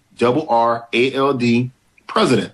Hey, and I answer everybody who hit me up. I answer everything. I answer everything. So please, people, holler at me. And I just want to thank Popeye for giving me this opportunity to chop it up with you people. Well, it's a pleasure, man. Like I said, you were a silver lining, because I was sitting there and I was listening to everybody go up, and they, some people sounded, some of them were kind of leftist, socialistic, and some of them were kind of, leaning towards anarchy. Some of them were, not, pissed off about illegal immigration or this or that. But you went up and hit the nail right on the head and explained that the head of the snake is, all those problems may be symptoms of a larger problem. And the larger problem, the disease itself, is the Federal Reserve and their stranglehold on the ability to print money, and then contracting out through admiralty law and through which people have no clue about. They end up going, the different, dude, it's amazing, isn't it? I was talking with another guy that was down there earlier today. I was talking to him. He's going to meet me down at the event tomorrow to get some film coverage and stuff. And he said the same thing. And it's amazing how many people have no idea that you just contract away your rights every day, like just like it's going out of style. You contract away your rights. Yeah. Well, I'm going to say this. Once people understand that it's a private bank, I always tell people, get your Social Security card and flip it over. That's your real Social Security number. Those red digits on the back that start with a letter, that's your Social Security number. And every human that's born in America, they use you as collateral to borrow money from a private bank. But people don't even know that there's numbers on the back of their Social Security card, and that it's ran through the Commerce Department. And that's, because you're not taught this in school. This is stuff you have to just go find. You just have to have a curious imagination to want to go and find these things. But when you see that your Social Security number has red numbers on the back, and that is printed and it's all ran through the Department of Commerce, you say, well, damn, wait a minute. Commerce is dealing with goods, the trade in goods. And then you realize that's what we are, the trade in goods. That's why when you talk about admiralty law, and what you're dealing with is the lanes and a median in the middle of the road. People don't know these things because you're not taught this. You're not taught this. Yeah, the lanes represent shipping lanes. Yeah, shipping lanes. People, what do you think they're called lanes for? I mean, people just, they don't, it's amazing, man. They don't pay attention. And when you try to tell people this, they look at you like you have 6 heads, and I'm like, just go get Black's Law Dictionary and go read it cover to cover. And by the time you get to the end, you'll be like, they're not going to do that. Of course not. Because you got to remember, you have an educational system that doesn't allow you to have critical thinking. It's A, B, C, D, A, B, C, D, A, B, and it's also it's training you to just memorize things. And I've always had a problem with school because I don't think like that. I believe in allowing my brain. I've always been a critical thinker. Why is it that way? And I notice with religion, because it always go back to being conditioned through religion, is to accept what your authority figure is given to you. It's the law. These are the books that Moses handed down. You cannot question this. So when you go in school, these are the laws by the teacher. You got to follow. Life is not like that. Life is not like that. There's no blueprint to how you're supposed to function on this planet. It's no blueprint. Every day is a new day. But when you get in the school system, it's conditioned you A, B, C, D. A, B, C, D.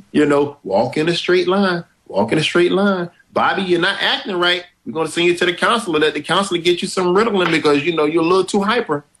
So it's the conditioning. So when you talk about when we was out there on Saturday and how, I sat there and I listened to everyone. And I was just happy that people was out there. My only thing was, I think the reason why I got the response I got was because people understood what I was talking about.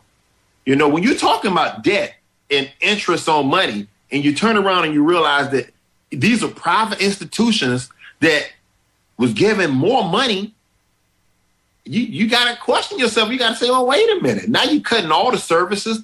You're cutting everything. So what am I supposed to do? You're cutting unemployment, but it's no jobs. But then you tell me I have to take a drug test now to get any type of assistance. Well, do the politicians who are in Tallahassee, are they taking a drug test? Your congressmen, are they taking drug tests? These guys bounce checks left and right. If you bounce the check right now and you got caught bouncing numerous checks, they're going to pay your ass a visit, Popeye. They're going to pay you a visit. Yeah, but if you steal billions of dollars from the citizens and, your last name is Rothschild or Rockefeller, you don't have to worry about that. A slap on the wrist. So that's my thing is I hope this movement that we have down here that's spreading, we can't get sidetracked with the mundane issues of, my electricity bill going up. No. Or, hey, man, they talking about moving my plant overseas. Hey, you can't do nothing about that unless you bring back Glass-Steagall, you repeal NAFTA, GATT, all of these trade agreements, because according to the Constitution, you're not supposed to go into any trade agreements with any foreign entities.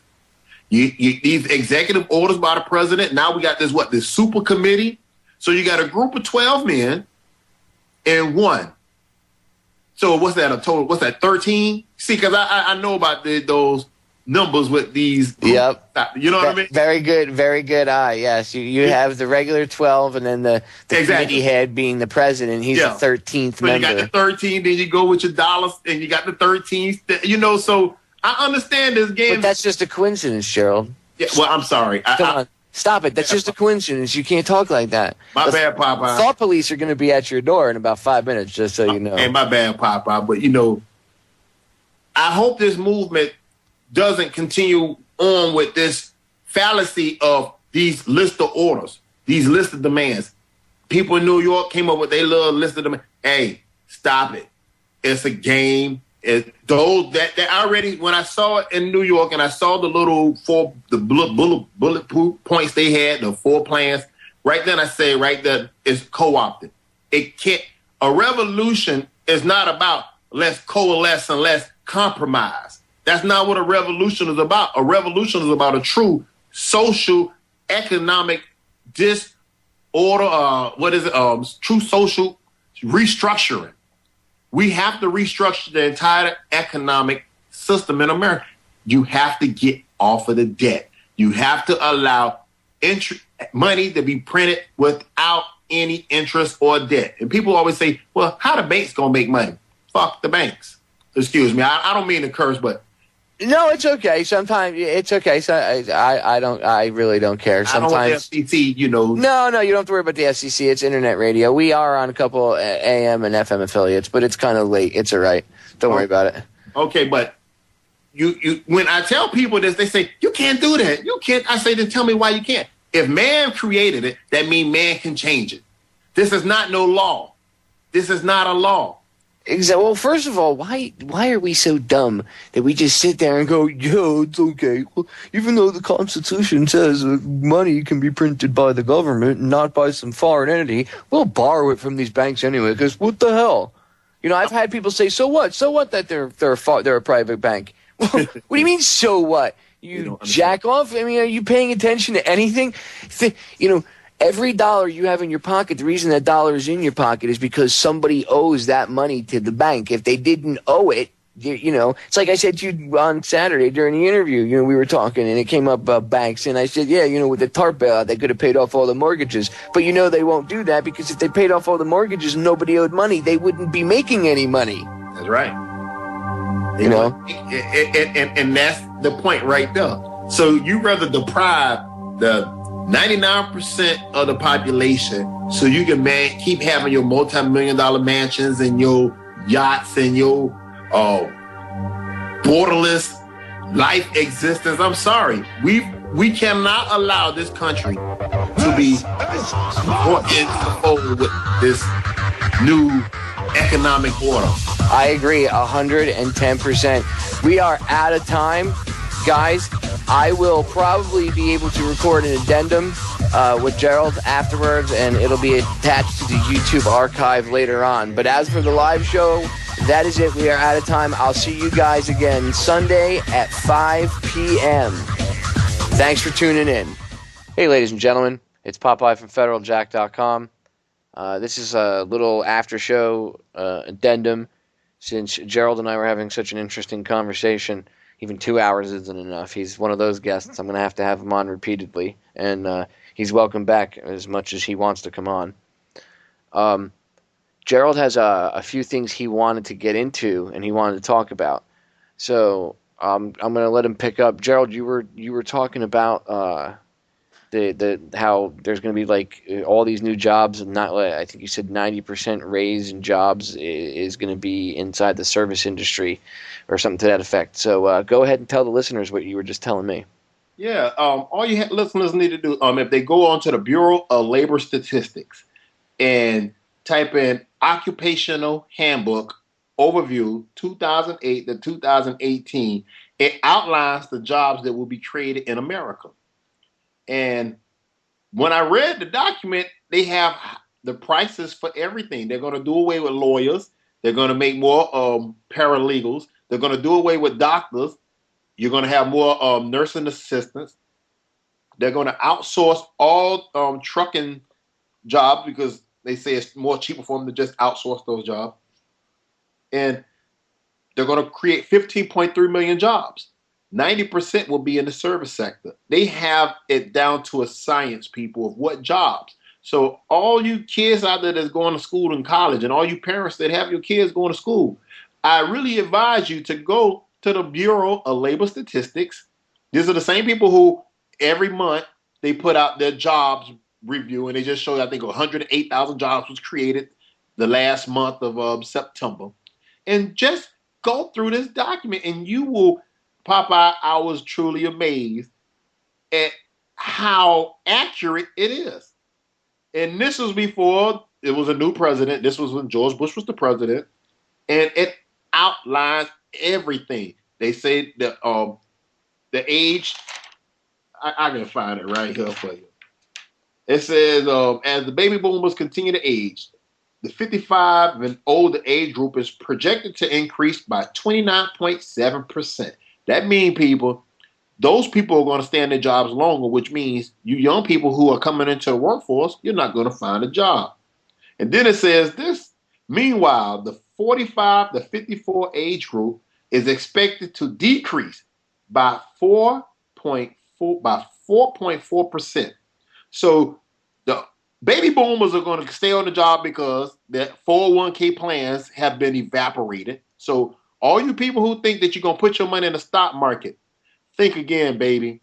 It's a Habuki theater. It's a pyramid scam, because these baby boomers are the ones who they took their pensions away and came up with these 401k schemes that just propped up Wall Street. Now listen to this one. The 35 to 44 age group is anticipated to experience little change, with a growth rate of just 0.2%.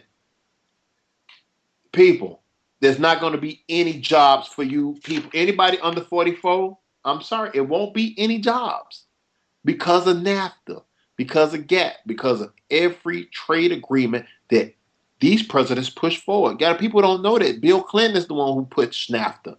Bill Clinton was the president who allowed China into the World Trade Organization. Bill Clinton is the one who signed us up to all these trade agreements. George Bush came in, he pushed CAFTA. President Barack Obama right now is trying to push this trade agreement with Colombia, South Korea. I cannot think of that other name. But please, people, go to the Bureau of Labor Statistics and type in Occupational Handbook 2008 to 2018, and you will understand why in 2011 there are no jobs. That is just frightening, you know, Popeye, because I have a son that's 17 years old. He's getting ready to graduate high school next year. And I tell my son all the time, look here, find something you love. Don't waste your time with this educational system. If you do, you put yourself through it, because I'm not going to put you through it, because I'm not going to debt for you. If you want to go to school, you put yourself, and this is what I tell my son.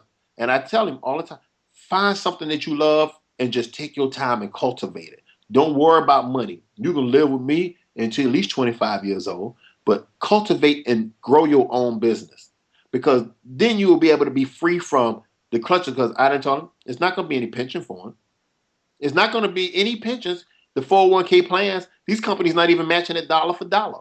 And then you don't even get a choice to where you put your 401k plan. So, I mean, you know, they talk about freedom all the time. I live in a Republican state. They talk about freedom. The Tea Party, I don't want to call them buffoons. I'm just going to call the Tea Party misinformed group. These people with this dangerous game they're playing of starving government. Government provides all these construction companies with the subsidies or the government contracts. People never think of government contracts as welfare. Well, I'm sorry, America, a government contract is welfare. That's not the free market. If you got a buddy that's in the government and he gonna get you this $100 million goddamn contract, that's just like what Bush or Cheney did with Halliburton and KBR and all that. You know, the same thing. No bid contracts. That's when I was in the Army. Dick Cheney was my Secretary of Defense. Ain't that ironic? He was the Secretary of Defense, gets out of that field, that position, goes and runs Halliburton, then becomes the Vice President. And when I started researching about Halliburton and found out that they're one of the largest companies as far as the stuff you need to drill, I say, well, wait a minute, damn, now where we are we in Iraq? Oh shit, Halliburton got rid of the bubble. Next thing you know, Halliburton everywhere. Then they little offshoot KBR, they over there feeding the troops, burning them up with them damn showers. I mean, but these are the people that tell the rest of. They bought the world's largest oil cleanup company. Okay. In right before the oil spill, or it was either the world's or the biggest in the U.S. But it was at the very least biggest in the U.S. But it might have been the biggest in the world. But it was called Boots and Coots, and they bought it up, and you know, like weeks before the BP oil spill. But that's just coincidence. That way, you know. But again, these are the people. The Republicans, they always push this free market. Yes, always a free market if you are the one who's creating the market. You know, and that's the sad thing is you have all these kids that go to college and they want to succeed. And so they're going to put on their suit and tie. They're going to follow the company line. They're going to go in front of these people. They're going to try to get these jobs. And then while they're on the job, they're going to realize, damn, how am I can't never retire. They want me to put into a 401k plan. I only make $40,000 a year. I have to pay for health insurance. Health insurance is giving me a good $500 a month, might be even $600 a month. Now you want me to put money away for retirement and you're not matching it? And then you turn around 10 years while you're in the company, the stock market then collapsed. Just think about it. 1987, the stock market collapsed. 2000, before Bill Clinton, the stock market went down. George Bush get in, before he leave, the stock market go down. Obama get in, the stock market shoot up to 12,000. Where we at now? Right now, 10,000. By the time next year turn around, it's going to implode. It's a game. And those are people's retirements inside the stock market. My retirement, my pension is tied up in the damn stock market. Most of them are. But only difference is mine is defined. So whatever it is, it can't never go up. But what they can do is stop your cost of living. And I want America to understand everyone needs a pension. If you think you're going to survive off of a 401k plan, I have some moon rocks, and I know the location of Jimmy Hoffa. Because you're not going to be able to retire people. I agree, man. I mean, it's a harsh reality. I laugh because of your delivery, but it is the truth, and the truth is not a laughing matter. It is very sobering when you realize that the myth that you've been sold is not reality at all. Like George Carlin said, they call it the American dream because you have to be asleep to believe it. Exactly. But see, now what they've done is they pit now the last group they had to go after was the unionized workers in America, who are the last group that have pensions. And Americans, because Americans don't pay attention, only 7% of the jobs in America are unionized. Only 7%. So that means there's 93% of the jobs that don't have a union. That's 93% of the population that doesn't have a pension. So the public service workers are the last group that they're going to get. And now, well, the reason why our budgets are fucked up is because we got these bloated pensions. So what we got to do, we got to make the public angry that these people, Johnny got a pension. And so they show you the most. Yeah, Johnny's the bad guy, right? It's all Johnny. The bad guy. But they don't explain that there's a deeper, darker problem. They just see Johnny and his pension are the fall guy. You're correct. Go on. See, when you find out that the people who run the pensions was getting, I'm not going to say bribes. They was getting those little secret handshakes in the back room. Kickbacks. There you go, kickbacks. Well, let me get 100, let me get 200 million of your pension, and let me invest it in my mortgage-backed securities, and I'm guarantee you a return of 10%. You got Madoff locked up in jail right now for that same exact thing. But these people who was in charge of these pensions, these 50 individuals, allowed the pensions to be put up and played in Wall Street and destroyed and stole all the money. So it's the same thing, what right now what they're going, what was that super committee? Now all of a sudden, we got to cut all the services. We got to cut all the benefits. The federal workers haven't gotten a raise. State workers ain't gotten a raise. And we're going to have to privatize everything. Well, I know somebody who I can sell it to. Joe, who used to be one of the department heads, well, he decided that he wanted to go into, his own company. We might go and shoot Joe that contract. Now, Joe done walked away with $100 million contract. He got all the employees from the government that not got laid off. He hired them, no benefits, but he pays them a little bit more. I mean, it's just sad because the American people always want that, the boogeyman we talked about earlier. They need a boogeyman. And now the pensions are the boogeyman. The public pensions. And, Americans don't know how it works. And I'm not mad at the American people, because they don't want to know. But it's sort of depressing because they have children. And these kids are graduating now. What jobs are they going to have? What are they going to work at, Popeye? Well, see, that's why I do get mad at them because you know what? They have kids. And even if they didn't, you have the ultimate responsibility of being a free human. I don't want to say citizen because the term citizen by itself, by definition, does not mean that you're free. Right. But a free human, you bring other free humans into this physical reality. Even if you don't have children, you have a responsibility. We, as one of the first, great experiments of freedom, in history, we have a responsibility to the future generations to make sure that this experiment does not fail. Right. And yet we have people that, like you said, dude, they're so lazy. You know what really pisses me off are these assholes that they'll do anything for football or baseball. They could tell you the stats going back to like 1965 of some fucking football team, but you ask them a question about John F. Kennedy being assassinated. They don't even know. I ran into a girl last year, or probably about 2 years ago now. She had just gone out of high school. She was the server at, not the server. She was the hostess at a restaurant I went to.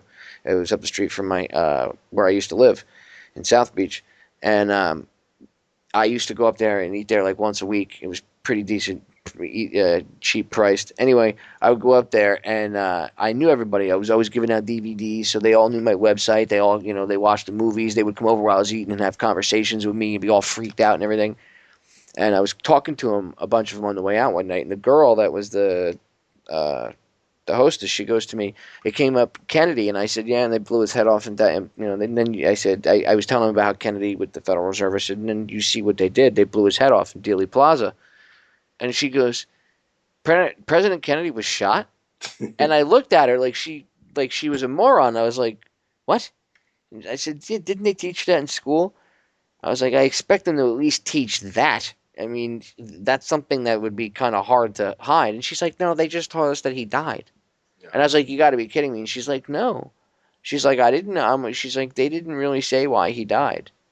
Well, you got to remember, those textbooks come from, these private companies that, located in Texas.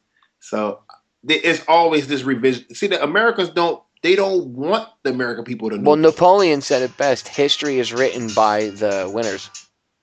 Well, isn't it? That's who writes history. That's why hey, I'll just say this, Popeye. This situation we're in, it's gonna take a lot of effort to get us out of this. Hello? No, I'm here, Jerrald. Go on. Oh, okay. I'm sorry. No, it's okay. Go on. It doesn't matter, by the way. I can edit it because I'm recording it with a MP3 recorder, so it doesn't matter. Okay. Yeah. It's going to take a lot for us to get up out of this situation, and I think the more misery that people are put in, it's like Mr. Ike says. He called it the problem, reaction, solution thing, and I see the solution that these people, the powers that be, are going to come with, and I'm just hoping that with the help of yourself and other like-minded people yourself, that we can radically change the history of this nation and the rest of the world. Because it's going to take like-minded people such as yourself and our brethren out there to truly alter the perception that people have of a true society. And I'm not claiming, I'm not saying I'm not a founding father. I'm not none of that. I'm not of that ilk. But I do have morality. And I really do believe that once Americans understand that you don't have to have interest or manufactured debt to succeed or to coexist in this planet, I think we're going to see a change, I just think it's just going to take some time, Popeye. It's going to take some time. But I'm in this for the long haul, man. I'm in this for the long haul. And I believe that this message is going to really sink in to people. It's going to sink in because people really do see, wait a minute. You mean to tell me I can buy a house for $150,000 or buy a house for $300,000, and by the time I finish paying it off, I done bought the house 3 times over? Or you have a credit card that is just digital money, and you're going to charge me interest on digital money? I'm not saying borrowing money is a bad thing, because America is debt. Everything is debt. Wherever you go in America is debt. Somebody had to go in debt to start that establishment. Somebody had to go get a loan for something. So I understand that. But when you're talking about all this interest and this compound interest, and now you got Bank of America. Well, interest is bullshit because it's money made off of nothing. Out for nothing. I mean, come on. How about if we had interest-free loans? I couldn't make money off that. I couldn't be a bazillionaire off that. Well, tough titty. I mean, you charge a certain amount for people to have the account, and then you could charge transaction fees, if you're going to do it that way. But the whole interest thing, that's got to go. That's bullshit. Interest is complete bullshit. I tell you the wildest thing, Popeye, is you have this institution that just I it's just I just wrap my and I just say, damn, you loan $16 trillion to banks around the world, and yet here in America you say our deficit is 14.5 trillion, yet you loaned out 16 trillion. And the wildest thing is, we wouldn't even know about this if it wasn't for Ron Paul pushing to audit the Fed. But the wildest thing was that they held it back for 2 years. Now, I mean, I don't have power like that. And that right there showed me exactly the true power when these people are not elected in the Federal Reserve. Our politicians are elected by the people. And for them to even say, well, we'll just keep this under wraps for 2 years, and they was able to do that? I mean, that's just what they're telling us. $16 trillion? Come on, Popeye. $16 trillion? And now you got the World Economic Forum talking about pushing out $100 trillion in credit around the world. Well, it's like the missing billions with the day before 9/11 from the Pentagon. Yeah. And you want to know something shady? You talking about Rumsfeld not knowing? People are like, oh, he didn't have any foreknowledge. Really? How come that the side of the Pentagon that was hit, where the spot that was hit, he not only wasn't he not on that side, but he was supposed to have a meeting in that area that morning, and that's where all the people in the Pentagon that had investigated this money and everything and had traced it and figured out what they could about it, he had told them to meet him for a morning meeting on that morning in an office located in that section that got quote unquote hit by Flight 77. Yeah. Okay, and most of the people that were killed were these people that were investigating this, and they had all the evidence with them, and most of the evidence was destroyed. Isn't that convenient? Well, that's how America is. I mean, what happened to the video footage? I'm ex-military, and one thing I know about the Pentagon, that was the most heavily secured building on the planet. Plus, it had surveillance all around. You mean to tell me there is no footage but that little grainy? Yeah, and they say the reason why you don't see the plane in those pictures is because it takes it frame by frame. They said the plane passed in between one frame and the next. A 757 disappeared in one frame. That's the Pentagon. It's cameras everywhere. What about the anti-aircraft batteries? Yeah, I mean, but you remember it was a stand down order. Mr. Cheney was having a stand down. Norman Mineta even testified. He said that the kid came in. They were in the underground bunker, and the kid came in, and he kept saying, the plane is 50 miles out, the plane is 40 miles out, the plane is 30 miles out. And when it got down to about the plane was like 20 miles out, he came in and he said to Cheney, "Sir, did the order still stand?" And I quote, he said Cheney whipped his neck around and looked at the kid and said, "Of course the order still stand. Have you heard anything to the contrary?" And if you know how, Cheney's little snarl and everything, you can almost hear him say it and see him say it. So I know, I mean, Mineta testified to the 9/11 Commission to it. I don't know if you've ever heard it, but it's crazy. He says flat out, he says, yeah, I was in the underground bunker, and this is before the plane hit the Pentagon. So they knew that was coming in. They knew, and they didn't say anything. And then Rumsfeld's out on the friggin' lawn picking up pieces of the quote-unquote airplane or helping people, helping the injured into ambulances and stuff. And people were like, oh, that's awesome. The Secretary of Defense was out there. No, that's not awesome. He abandoned his post. But, you got to remember, the laws don't apply to these individuals. So while the troops over there died, I can go on vacation. You know what? A federal judge just said that Cheney, and Bush are not immune. And they like Rumsfeld has no immunity for war crimes. Yeah, but you gotta remember, you gotta find someone that'll prosecute his ass. That's exactly. And you also gotta remember, you have a president right now that said, "We're not looking back, we're looking forward."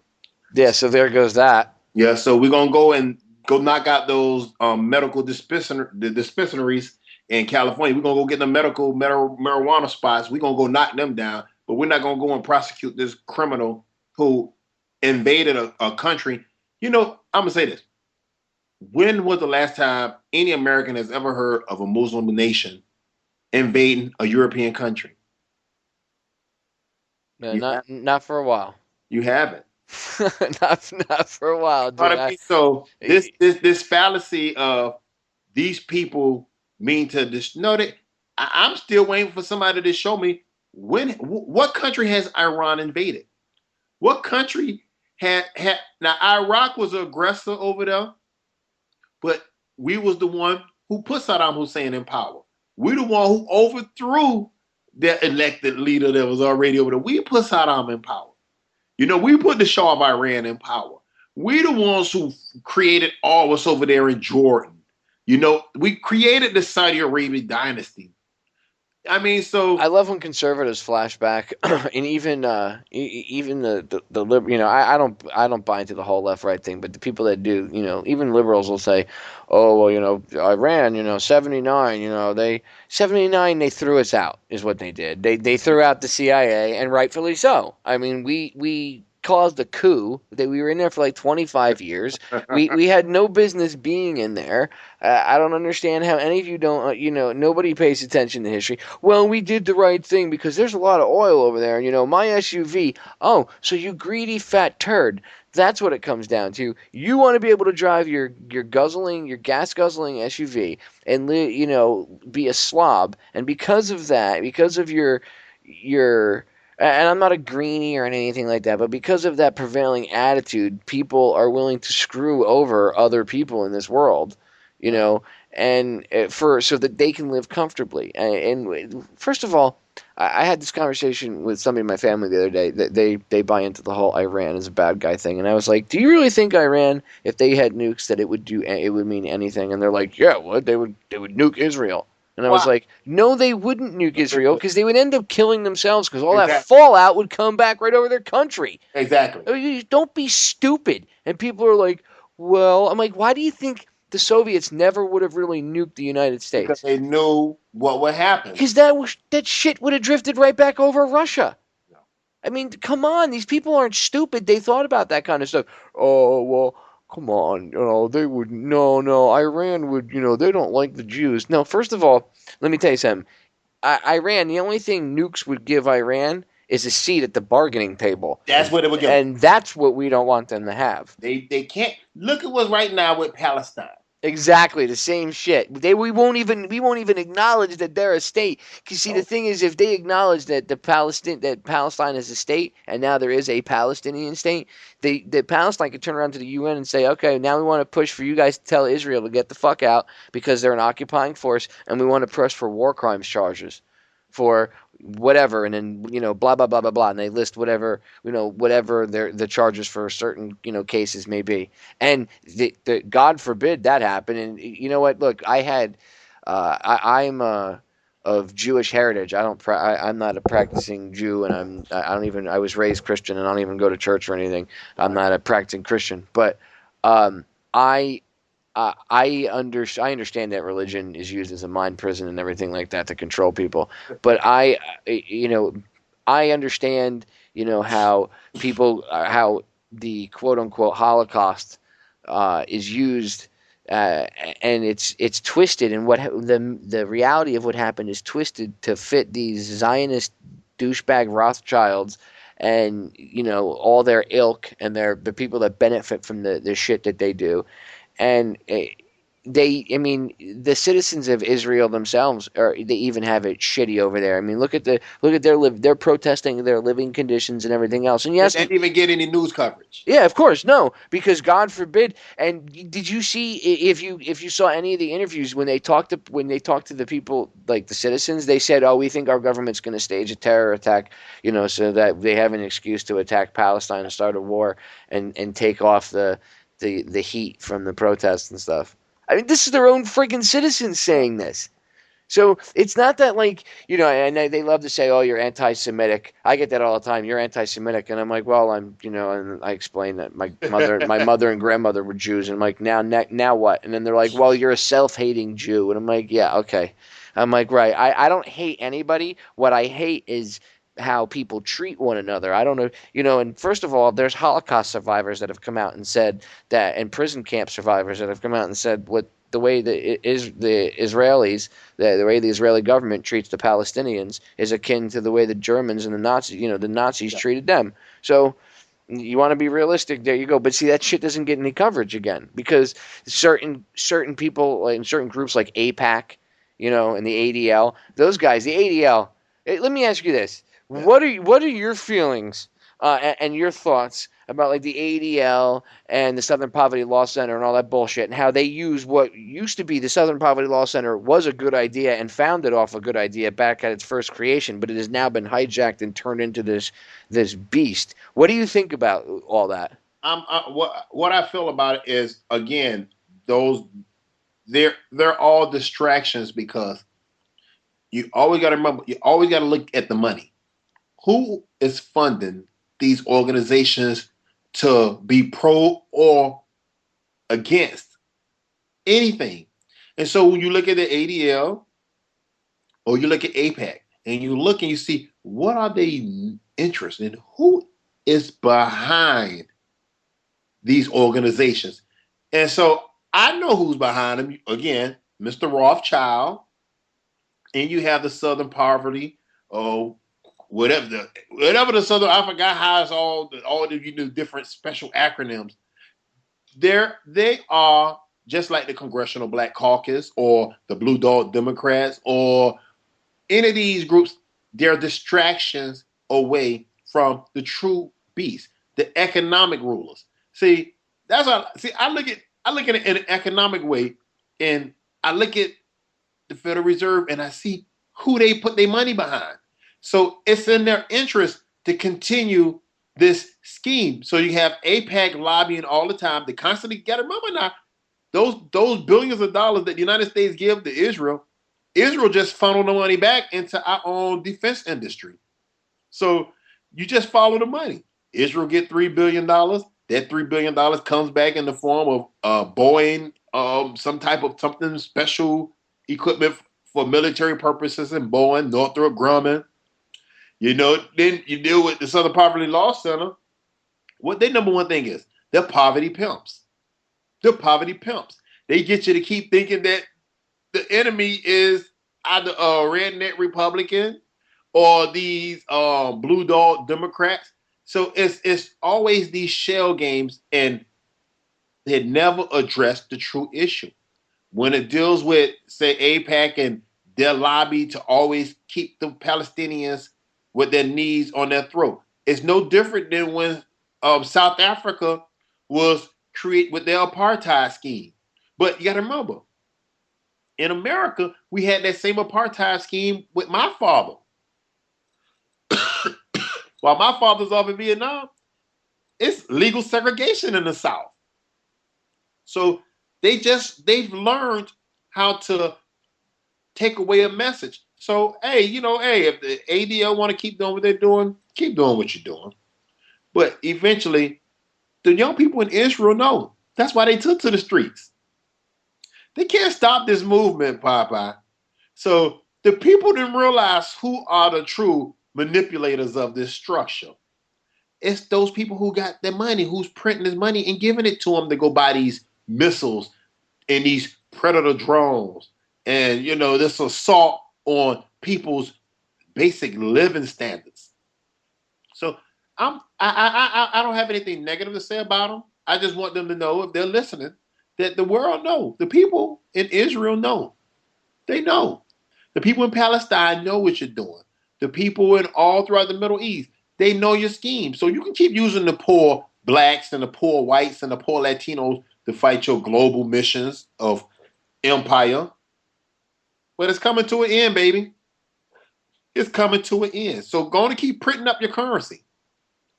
You keep printing it up because the people take it to the streets. I just hope, Popeye, that it's not violent. You know what I mean, Popeye? I hope it's not violent because these people have weapons that hasn't been shown. They never show you what a 10,000-pound bomb look like when it explodes. So And they'll use it. That was that was actually what I was gonna. That dovetails in with what I was gonna ask you about next. Being in law enforcement, do you see that there's officers that are awake and willing to fight the New World Order if it came to that kind of confrontation where they were going to bring like UN troops or foreign troops in? Do the police are the police officers awake, and the ones that are, would they fight like that, or would they no, run? no, they have been co-opted. See, they've been brought to their knees with these cuts to the pensions and the budgets. They've been brought to their knees. So I'm just be honest with you. They've been brought to their knees. Why do you think those cops in New York are using the billy clubs on those people? Because they've lost focus. Because when you've been given and given and given, and now these people take, you don't want it to be taken away from you. It's all right. It's the slave mentality, because I study that part of United States history all the time because I'm a descendant of slaves. And so when you brought one guy inside the house and you kept him, you fed him better than you fed everybody else, he was going to do anything to make sure he stayed in that house. It's no different than how it is out here in society. Those that's in the house don't want to be out in that field. So they're going to do everything in their power to stay in the house. So if it means that I got to bust you upside your head with this billy club, if it means that I have to take away your rights so I can continue to enjoy my take-home car, my plush overtime packages, fuck you. And that's the mentality. And, I thought when the governor we have here, Rick Scott, went after these budgets, I thought that was we're awakening with these guys, but it wasn't the awakening that they needed. So come next year, they're going to be awoken because they're going to cut again, and they're going to keep cutting. So eventually they will. One of the protesters on Wall Street was quoted after it was like 1 or 2 days after the first real violent episode with the cops. Somebody was interviewing him, and it was a chick, and she said, it's okay, I forgive the cops because they're one paycheck away from joining us here on this side of the street, so it's okay. And I mean, she's right. A year ago, we were down here, my friend and I, we went and protested with the police and the firemen. They were protesting outside the Miami Heat game. We went down with our bullhorns and free DVDs and stuff, and we're trying to wake up the firemen and the cops. And a lot of them were taking DVDs and very receptive. And we explained, look, this is part of a bigger plan. It's not just greed. They always chalk it up to, it's just simple greed. That's all. No, it's not. I know you'd like to believe that, and that's the the cozy, feel good answer, but that's not the way it is. And people like that. People like the cozy feel good answer. I've noticed that people prefer to have the cozy feel good answer over the truth, because the truth sometimes is too scary for them to even contemplate. I'm gonna say this to you. What I do to them all the time is because you just have to remember now, most of these guys are Republicans. And so they believe in less taxes. They believe in a smaller government. They believe in the free market. Now, what I do to them is I always make them understand you are subsidized by the same people that you say you don't want to be taxed. Your whole paycheck is paid for by the property taxpayers in that city, whatever city you are located in. They don't know that. That's the most scariest thing that I've encountered dealing with these people, is they don't know that they're subsidized by the property taxpayers. They don't know that. They think they're really earning a paycheck. And then when I make them understand, I always tell them, look at your paycheck. Show me where your income tax. You're not paying an income tax. And I always show them that the FICA, that goes to your Social Security and Medicare and Medicaid. I say, show me where it says your income tax. What income taxes are you paying? Because they fall into that mentality of believing like a Republican and saying, I'm for smaller government. I don't want to be taxed no more. I'm taxed all the way. So I make them understand it this way. I say, well, you live in a state. It's been ran by Republicans for the last 12 years, probably the last 16 years. I said, ain't been a Democrat since Obama. The president has nothing to do with your state. So how does President Obama has to do anything with your paycheck? And I make him understand that doesn't come from him. I said, now look at your license plate on your cars at home. Who raised those fees? That was a Republican governor. That was a Republican legislature. See, it's that back. They don't call it taxes. It's just they raise the fees. So your license plate, to renew your license plate, that's an extra $50 they threw on there. Remember me, you talked about it out there. The highways, that's another toll. That's another tax. They don't know. Again, like you say, how do they get in there? It's because they make them you have to take a psychological examination. And they want people who will follow orders. They want people who won't question anything. They don't know. And so when I always tell them, I say, you are subsidized by taxpayers. They still don't comprehend it. So when you see all these massive budget cuts, like in Hialeah right now, they talk about they was going to lay off 40% of the firefighters. All of a sudden, the union decide, hey, they're going to still chop their throats. Because the system that's based on taxes from people paying their property taxes, it's over. People are so far upside down on their mortgages. All these cities are going to implode. But that was the scheme. That's what all part of a structural adjustment program. That's why I hope you can get Mr. John Perkins on your show. Because even though he was in that beast, he still is giving you so much valuable information to let you see, hey, this is what we do. We tell these governments, go get these municipal bonds. Go and take a loan from the IMF. Go and start building and build and build and build. There's no such thing as infinite building. There's no such thing as infinite growth. But you have these cities because they always need to constantly build. I come from the Black church. The Black church always has an offering plaque on the wall, and they always have the building fund. It's the same thing with local governments. It's always build, build, build. But instead of them printing or creating debt-free money, they got to go somewhere and float a bond. Hopefully some bond holder, somebody who is in charge of purchasing bonds, wherever the hell that name of business is. Well, let's float a municipal bond and hopefully somebody will purchase it so we can go on and get this money and start building more roads, some more highways. And so now all the cities are in debt. And so now what? The bondholders come back, hey, I want my money. Now we got to cut back services because we got to service the debt. So I just say, Popeye, those people that's out there, they don't know. They don't know that's subsidized. And that's the scary thing. They don't know. But they'll go right there on one of them Tea Party rallies. They'll be right there with Republicans. They'll be right there with the Democrats. And they think these people are going to help them. And then they turn around and they cut all of it. When the budget cuts come, that means jobs. That means jobs. So you have the governor say he's going to create 700,000 jobs. But he's laying off law enforcement officers. He's laying off teachers. I don't know how you lay off people and create jobs at the same time. Well, a lot of that job creation is just numbers manipulation. That's all it is. Like with the census, they did that shit. Yeah.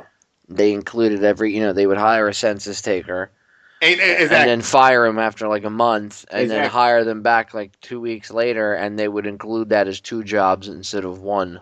Well, I wish a lot of people, if you're listeners, go on when Obama proposed his jobs bill, which I know won't go through Congress, right?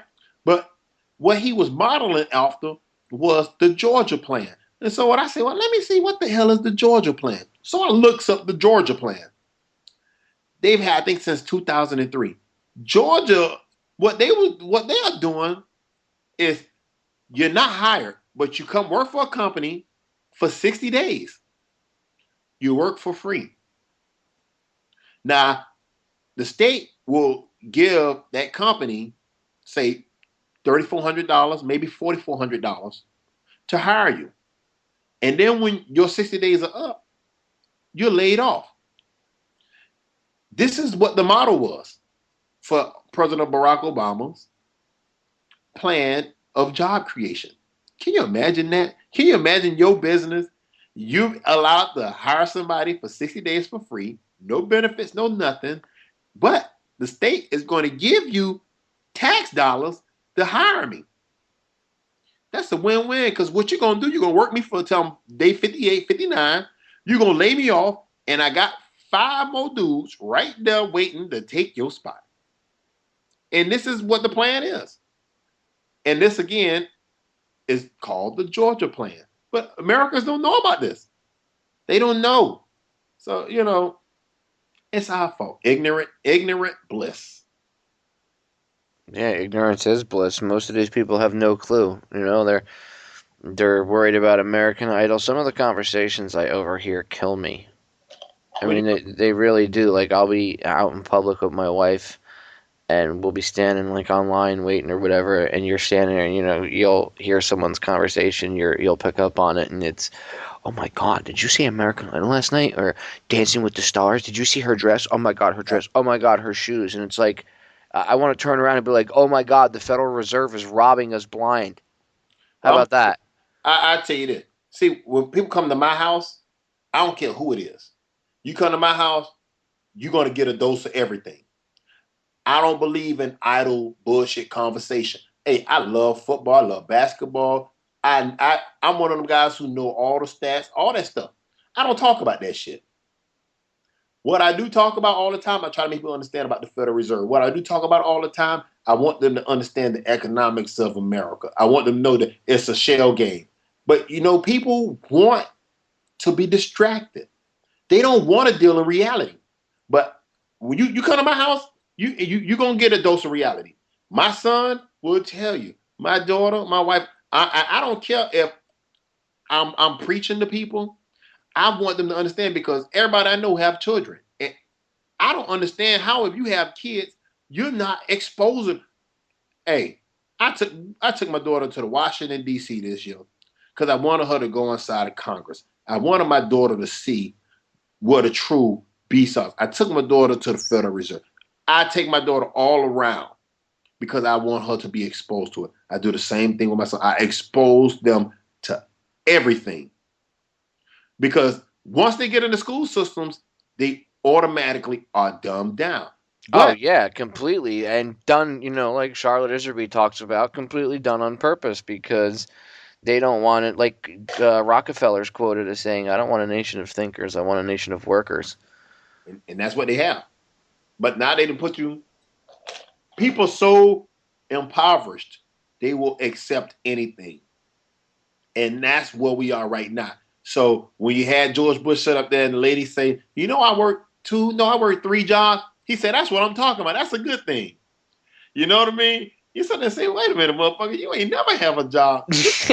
Exactly. You know what I mean? Fucking tell me working 3 jobs is a good thing. That means that poor woman's a slave, you That's scumbag, smiling piece of shit. You say, I would have paid to see somebody get up and, sweep his leg and take him right to the floor.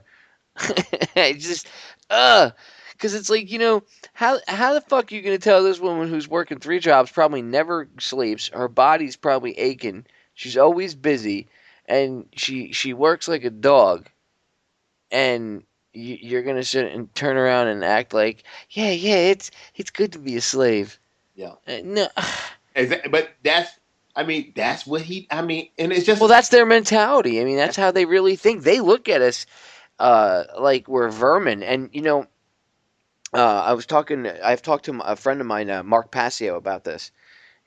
He's another radio host, and he gets into like the esoteric side of things and everything. And I've done shows where, because I have friends that are military and police, but I know I have cops that listen to my show sometimes because of guests that I've had on in the past, and because I take on subjects of police brutality. So I know I get trolled sometimes by them once in a while. I don't care, whatever. But I know that they listen. So I try to educate them, and I know I've actually woken a few of them up, but I try to tell them, look, these elitists, they look at everybody, they call the mainstream people, the general public, the dead.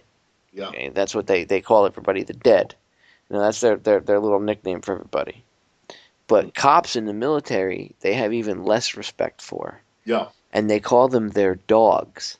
That's why, and you see the symbolism, i.e., dog Dog tags. tags. They call military men and women the dogs of war. And the reason why they have less respect for police and military is because they say, look what you're willing to do to your own kind. Yeah. You know, like they have no respect for us, but they even think less of the police. So I try to do shows, like I've done plenty of shows where I go off on bad cops and stuff, and it's not the position. I understand you. It is good to have somebody with some sort of some sort of. I mean, everybody's free, but I guess it is good to have some sort of agreed upon individual, I guess, to walk around and just keep everybody from fist fighting, or maybe if you see two people doing something stupid like they used to back in the day, separate the drunks and hey, you guys got to chill out and relax. And then they would have inspectors or investigators that would do investigations into crime. But now they've got everybody thinking that you need to have police or else crime is going to happen. Let's get fucking real. Crime happens whether or not there's cops around. Okay. Exactly. And I've never ever, honestly, I'm not being a dick, but I would say over the past 20 years, it's gone from. And even before that, there were always crooked cops. But, I mean, it used to be that when the cops showed up, at least there was some good about it. Now there's never any good when the cops show up. The problem usually gets worse when they show up. Well, see, they don't want that budget cut. You know what I mean? So you have to make reasons. Yeah, someone's got to take that ride. Exactly. You might beat the rap, but you ain't going to beat the ride. Isn't that what they say? Yeah. Got to remember, how many people eat off of incarcerating people? Yeah, very true. How many people, and you're right, and a lot of the listeners don't know, but a lot of these police officers, as their job, they have a minimum of arrests they have to make per month. I know in South Beach, it's I believe it's either 2 or 3 arrests per month they have to make down there. And the cops will tell you, no, there's no arrest quota, but that's bullshit. There is. Of course there's a quota, just like there's a ticket quota. There has to be, because they have to generate a certain amount of revenue. Exactly. Why do you think these cameras are being popped up all around? Oh, yeah. We have now there's some of the there was a ruling in Aventura. Not many people saw this because it was only in one of the little local rags down here. But a girl sued the company, or she went after them legally. I don't want to say she sued, because I think she fought the ticket. I don't think she sued them. But the judge found in her favor and ruled that it was illegal for them to issue this ticket with using these cameras, and that they can't be doing this. Now, I noticed that since they did that, a lot of the cameras around like Aventura, Sunny Isles, and some of them in North Miami Beach, some of them are working, but a lot of them aren't on anymore, I've noticed. And the ones that they were starting to pop up all over Collins Avenue. And as soon as they, and that's right along the beach there. So everybody speeds up and down Collins Avenue, and now all of a sudden they stopped. Now I don't know if they'll keep continuing to push for it, but the company, it's another one of these monopoly type things, because the company that owns these cameras is called Redflex, and they're the company that they just got kicked out of Arizona. The company's based in Arizona, but their cameras got kicked out of Arizona because the people in the state voted and they said, we're tired of this shit. We don't want to have these bullshit cameras going up. But even without the speed cameras, look at every light pole. Go on 95. Every half a mile, there's a goddamn dome camera. Yeah, you see it, huh? Oh, yeah, man. I noticed it about a year and a half ago when they started popping up. I said to my wife, I said, did you notice there's cameras all over 95? And she was like, what do you mean? And I was like, look. So we had this game where every time I would go to the VA hospital and we would drive back and forth, I would count the cameras and see and we would have, like, spot the camera. And it got to the point where almost every week the cameras were doubling.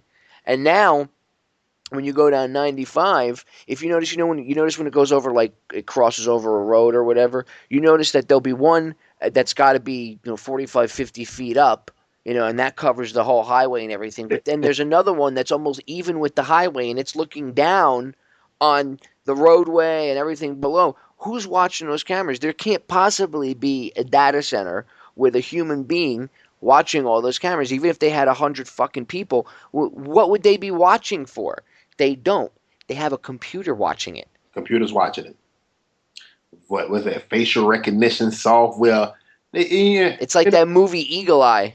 It is Eagle Eye. Look at New York. New York is a prime example. Yeah, they call it the Ring of Steel. That shit is creepy, man. When I was a kid, I grew up right outside the city.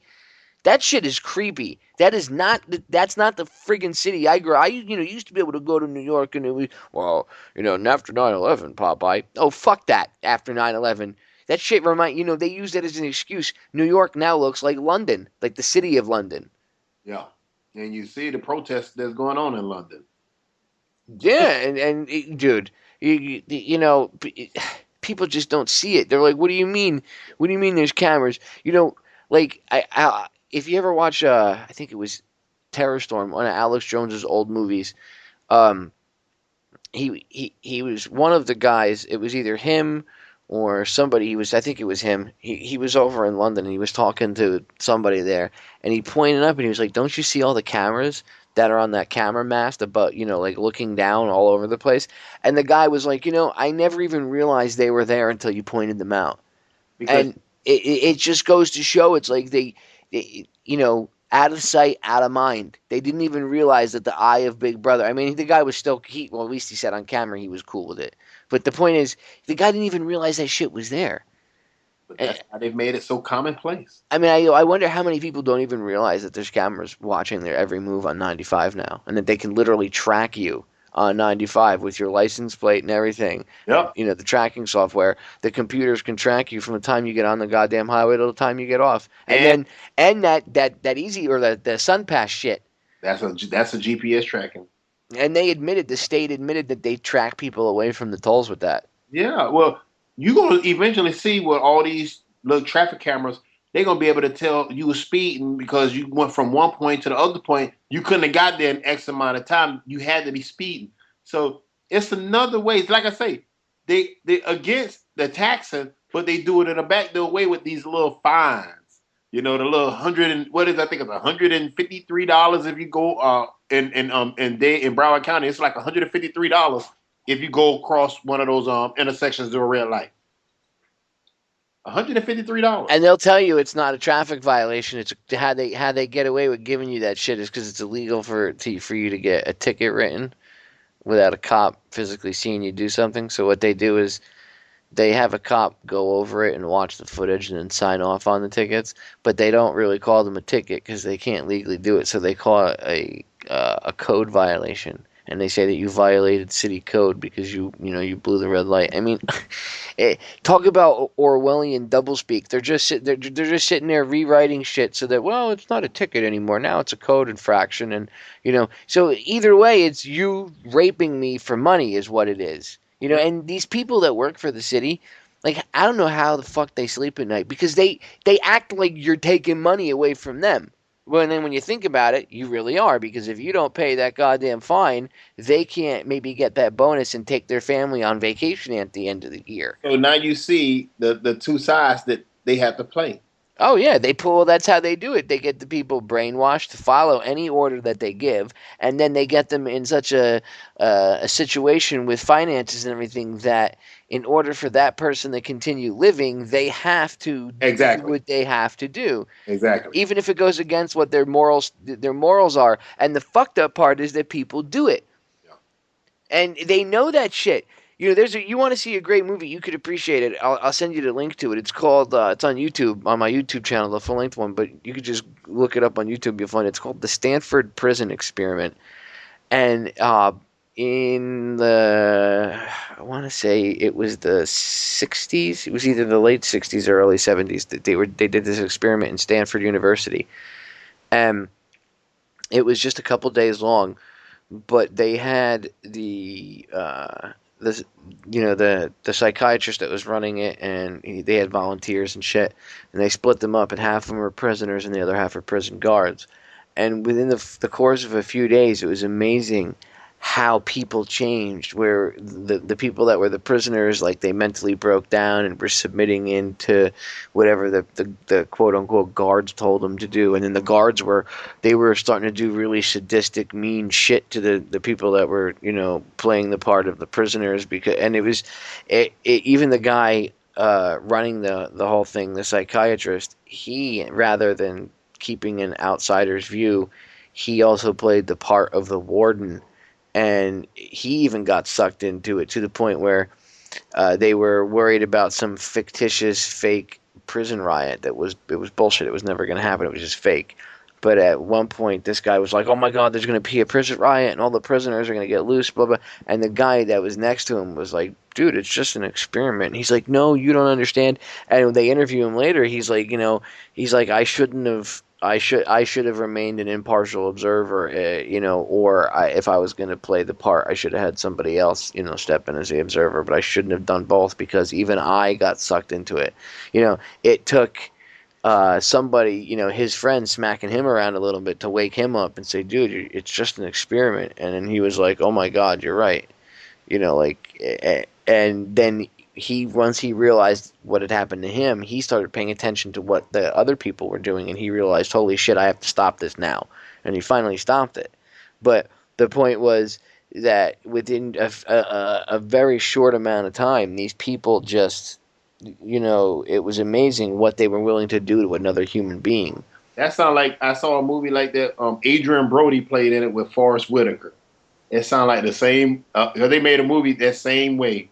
It might have been. They might have made a movie called They might have made like a regular movie about it. I mean, who knows? It's a really well known experiment, and it was paid for by none other than the military, obviously, and it was to study the effects of prisoners and their prison guards and stuff like that, and like the interaction and the mental blah blah blah blah. But see, this is the games that these assholes play. They study shit and then they turn around and implement this kind of stuff on the general public. So they know what happens to people in prison and everything else. It's not like they don't know. I can't stand when people are like, "Well, they don't have they have to do a study on it." A study my ass, dude. They know what happens when you send someone over, and you block them up in a goddamn prison for forever. They know what kind of animal you become. They know when you send someone on repeated combat tours that you don't fucking come back right. They know. They know.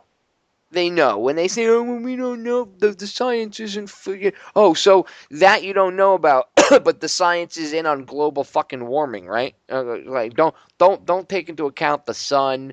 Don't take into account that. Don't take into account any of the emails that came out and said that some of these guys were lying. Don't come out that Al Gore admitted that it was all part of this one world government agenda and that it really isn't about saving the environment. And, I mean, people are like, "But the polar bears are drowning, Popeye." No, polar bears swim, douchebag. If you actually go look at polar bears, they swim like 100 miles out to sea in search of food. The polar bears you see in the water weren't drowning. They were hunting for food.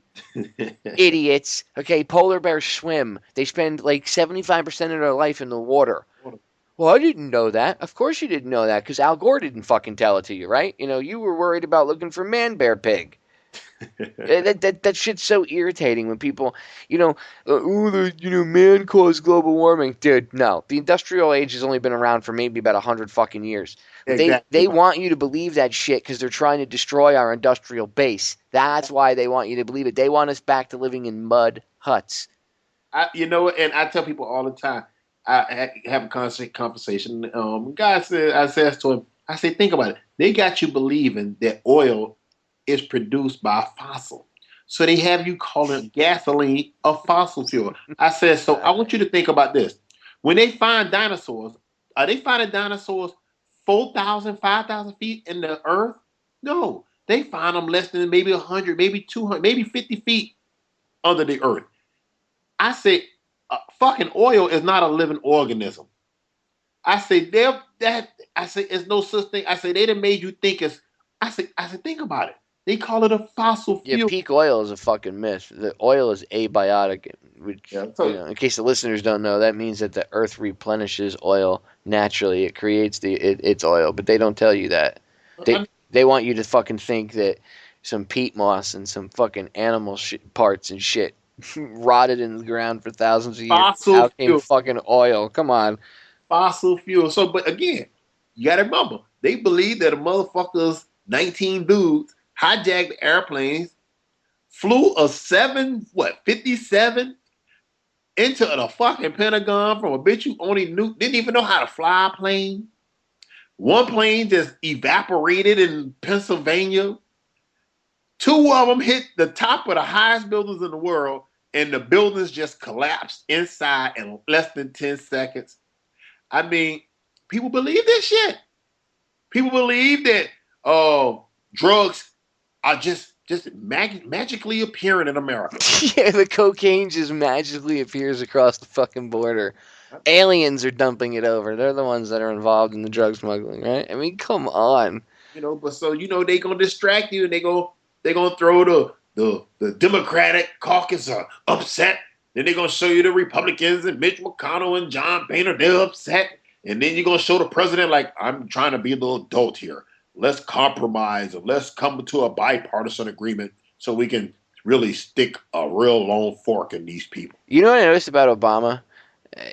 I noticed when he speaks to like an all-white crowd, that voice changed. Oh man, he speaks like like a banker. He's sitting there all I can't pronounce the word. I want to say like collegiate. He's I'm a university professor, and then in front of the black folks, he's like he drops the G off of shit, and he'll be like, yeah, we hanging, we doing this, and the AP correctly transcribed something he said like a week and a half ago when he was speaking to the Black Caucus. Oh man! And they got called, oh, you're racist because you dropped the G off of things, and they were like, no, we were transcribing it word for word what he said.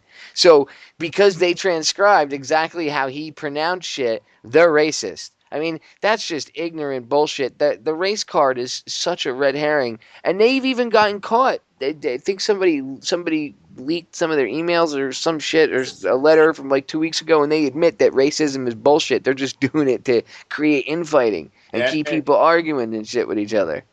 And that's the sad thing is because, those that know the games with these politicians, and they're going to play it either whether it's from the black perspective or the white perspective. They're going to play it to bring out their base.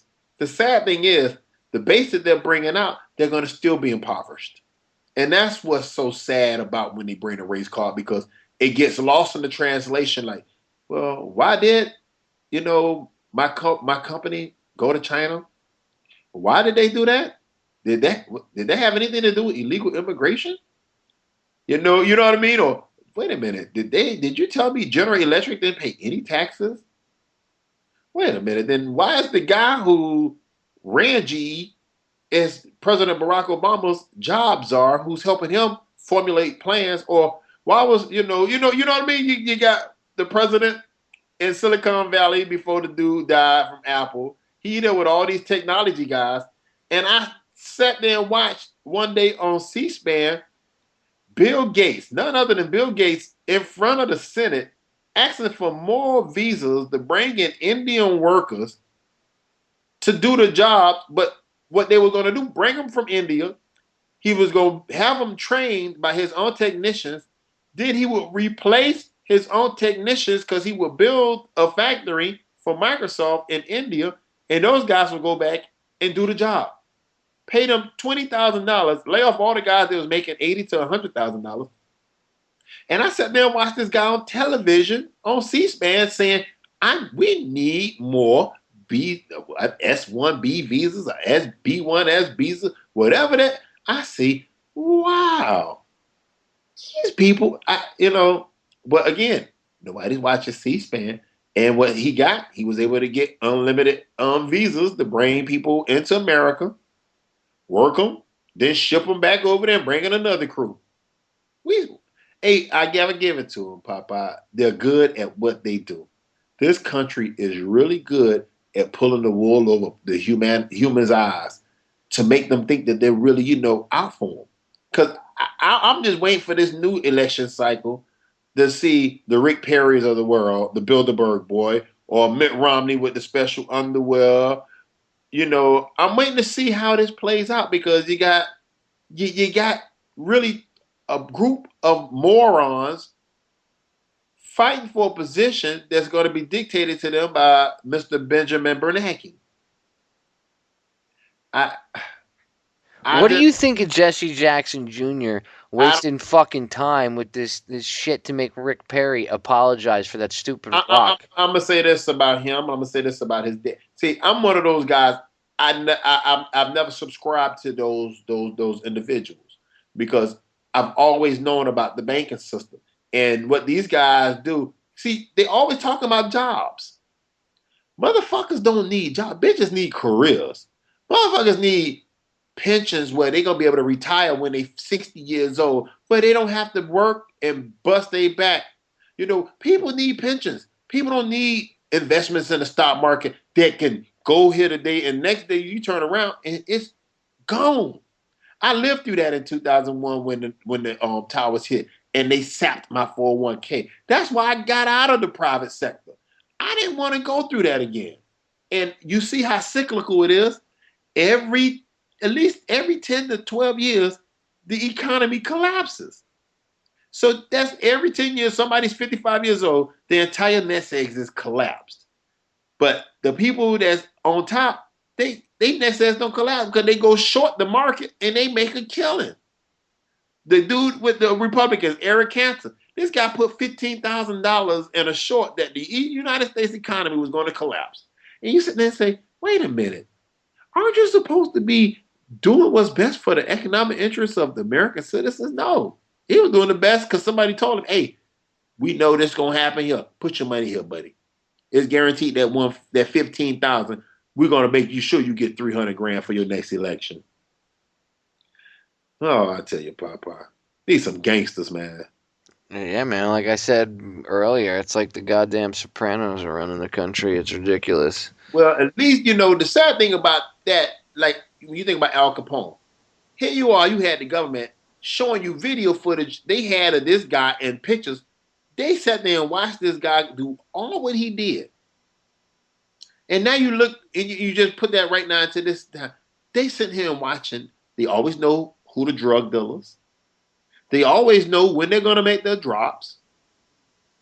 Well, they usually have dirt and shit on these people too. They give it to them. That's how they got Hoover. That's how when Hoover went on, he testified to Congress that there was no such thing as the mafia. Yeah. Organized crime doesn't exist. It's because they had pictures of him and Clyde Tolson, his little second in command there, his little right hand guy.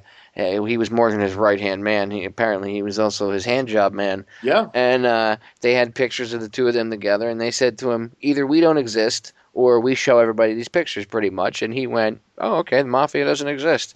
And that's why the mob was left alone until Hoover, died, and then exactly there was no more, because he was after he helped cover up JFK's murder, that was it. LBJ made him the head of the FBI for life.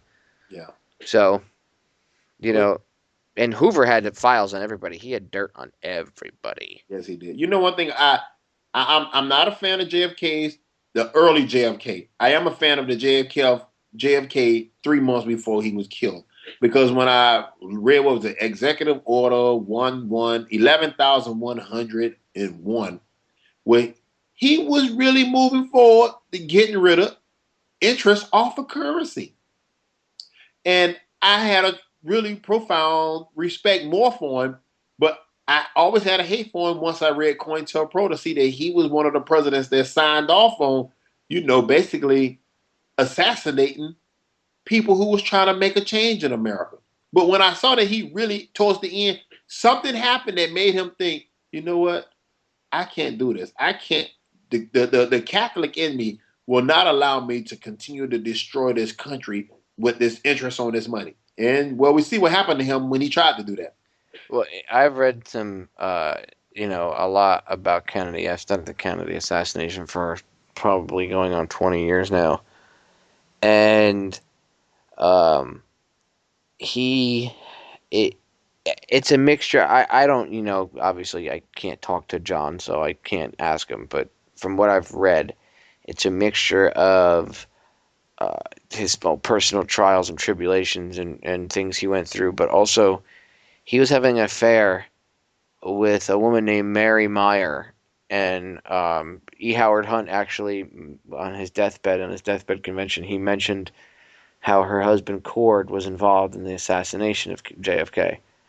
but he was having an affair with her, and she was a user of LSD, and apparently she tripped with Jack on a few occasions, and I guess, he had like a, maybe a microcosm of the kind of experience that kind of like David Icke talks about him having when he tripped, and JFK seemed, through his affair with Mary, she kind of woke him up, and she awoke him spiritually, and he realized that there was uh, a bigger thing. I mean, if you listen to his speech in '61, people are like, he was talking about communism. I'm like, really? You should go back and listen to what he says. He says secret societies, secret proceedings, and secret oaths. In fact, I played the clip on the show the other day, and I repeated myself when I 3 times. I kept going. I'll repeat that one more time. Secret societies. Yeah. Secret proceedings and secret. He just said secret societies, and people are like, "Well, you can't take him literally on that." What he meant? No, why are you trying to interpret what he meant? He fucking just told you what he meant. It's like when they take the Constitution, they try to tell you, "Well, we have to interpret it for today's language." Why? Because people are fucking stupid and they can't figure it out on their own. It says clearly in there what the deal is. The Declaration of Independence clearly states what we're supposed to do when you assholes get out of line. Oh, but that doesn't pertain to us because we're the almighty, all-loving government. It's like that joke, the 3 biggest lies. I won't come in your mouth. The check is in the mail, and I'm from your government, and I'm here to help you. The 3 biggest fucking lies of all time. Those some good ones. Those some good ones. Yeah. It's just ridiculous. It is good to see people finally waking up. A long time ago, people weren't even halfway awake. I'm sure for you, you've been awake for a while. Like it's got to be uh, not. I would say it's got to be. I don't want to say just good because that's not really a proper way to describe what you've seen because you've been awake, like you said, for a while. So I'm sure that over the past 10 years by itself, and you were awake before that, but we'll say just 10 years, you've seen such a drastic change in the way people look at things. 10 years ago, people would have called you a nutbag, and they would have laughed at you if you even mentioned the Bilderberg Group or the Federal Reserve. And now people know what it is. So I guess it's good. It fills me with a little bit of hope for this country. Well,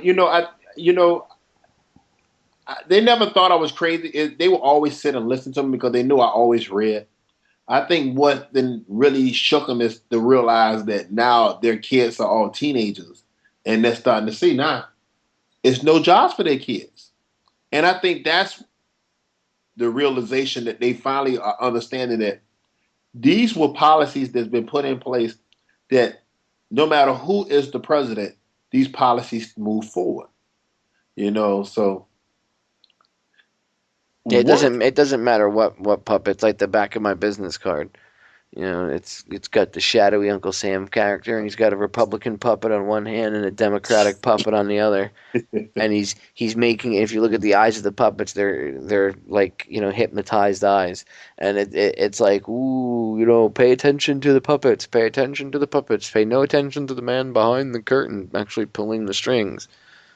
And that's why they never, like I always tell people, they never showed you who owned General Electric. You don't know who owned Goldman Sachs. You don't know who owned Bank of America. You never hear. It's like what you said the other day. They always blame the Fortune 500, but they never really they don't tell you that there's people above them. Exactly. All these little groups like the Council of 300 and shit. You don't know any of them. None of them. I know somebody went to Bilderberg. Yeah, well, Bilderberg's not the end all be all. There's people above them. If you know their names, they're not in charge. Exactly. That's why they always show you the chairman. They always show you the chairman. They never show you the owner. Who's the owner? Because if people peel back that banana, the owner is the Bank of International Settlements, it's the Federal Reserve, it's the IMF, it's the World Bank. These banks are the ones and all the central banks. That's who own.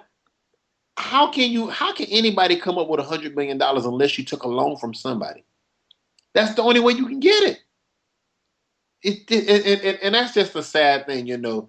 And I love when they show you on TV the greedy sports athletes or the entertainers that's making millions, and they never say, well, who the fuck owned that record company? Who's the guy who owned? You know, because it's somebody who's writing him a check. Because these are not owners. These guys are just well-paid employees. What are the owners? Show me the owner. Show me what that owner do to become a multi-billionaire. And how many government contracts did he get? You know, it was a lady, Dana Priest, Washington Post. She did this thing. It was called Top Secret America. And she said she happened to notice just all around Washington, D.C. and Virginia that they was building, all types of building was going on. And so she decided to do some research and noticed that these people was building 100, 200 feet down in the earth and building buildings in the earth. And she's like, well, what are they doing over there? And to find out that these was all government contracts and you had to have special clearance to go inside these buildings. And then if you look up and you look and see the richest cities in America, the richest cities in America are all located around Langley, where the CIA headquarters is at, around Washington, D.C. That's the richest area in the United States. It's not New York. The richest per capita where all the money at is right there. What she did, she was so slick, she even put how much money these people are getting from government contracts. And I say, wow, isn't this what the free market is all about? Let me come up with a business, because I already was working for the government, and tell them, hey, I know a better way. Why don't you outsource it and, you know, let me I can do it cheaper for you. Hey, yeah, you can pay me $10 million a year. You don't need any employees. Everything is through the computer anyway, and I can do all the work for you. Okay, Bob, you got it, Bob. These some crooks, Popeye. These some damn crooks. But, you know, hey, you from New York? The tunnels that they built, I didn't even know that the tunnels was what built the World Trade Centers. And now here they go again. Well, we don't have the money, so we're gonna raise the rates on the tunnels. That way we could build it, and then we're gonna give it to somebody to manage it for us.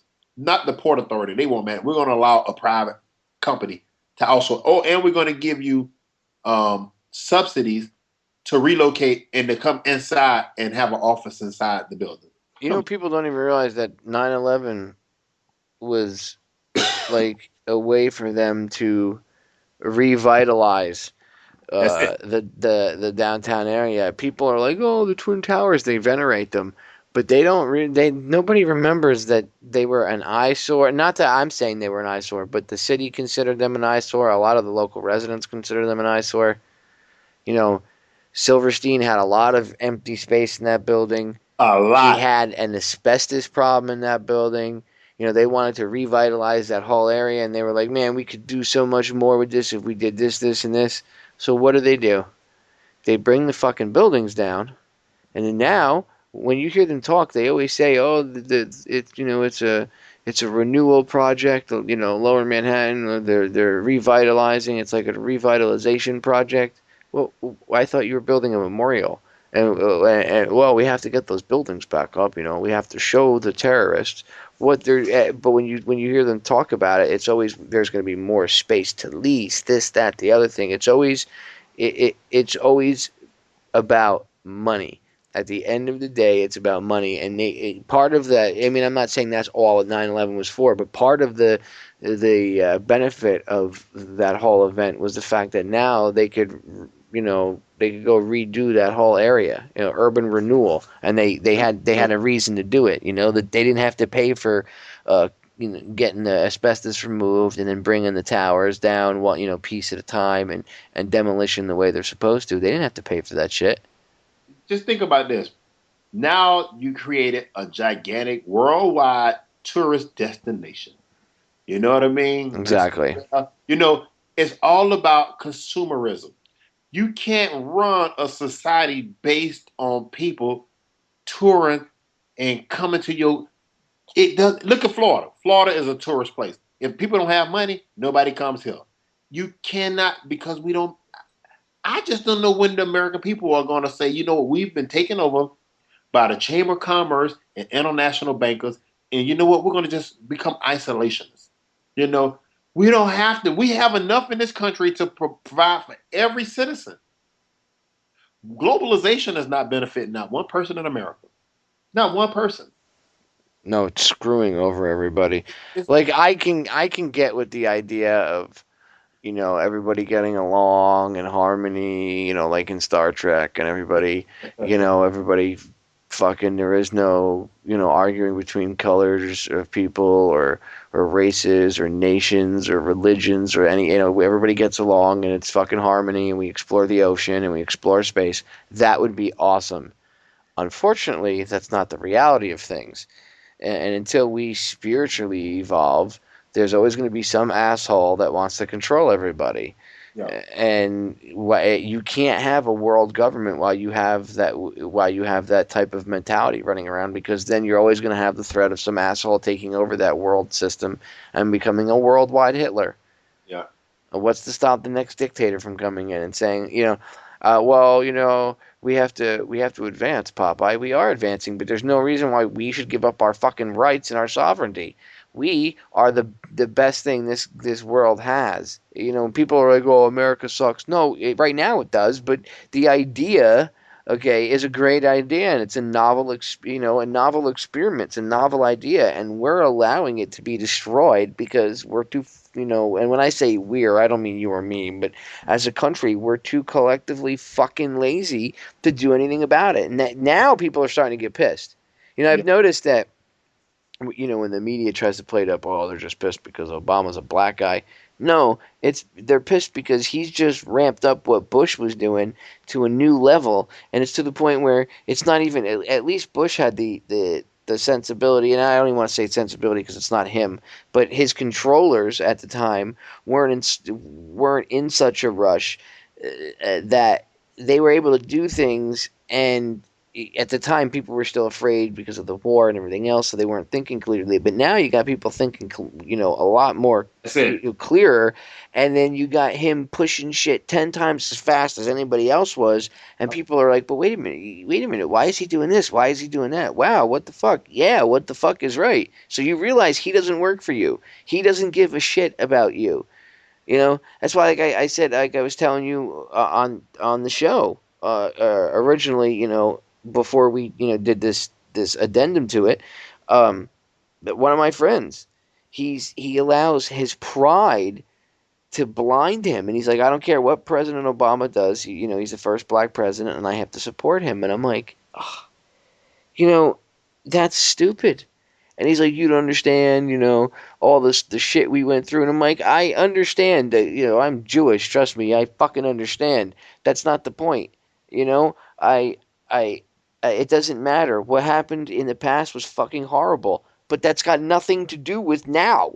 Nothing. And by you allowing that ignorance, that pride to blind you, and it's ignorance because, see, ignorance is not like you're fucking stupid. There's a difference. Ignorance just means that you don't have that knowledge, but you can be enlightened. I can give you the information and get you out of that ignorant state. So there still is hope when people are right, ignorant, unless they're willfully ignorant. Then that's, those are the people that you were talking about, before. And, you speak to them and they're like, la, la, la, la, la, la, la, I don't want to know. I'm happy in my own little bubble, la, la, la, la, la, You give me my tires and my give me my rims and my steel-belted radials and just leave me the hell alone. Let me watch Dancing with the Stars and, I'll be happy.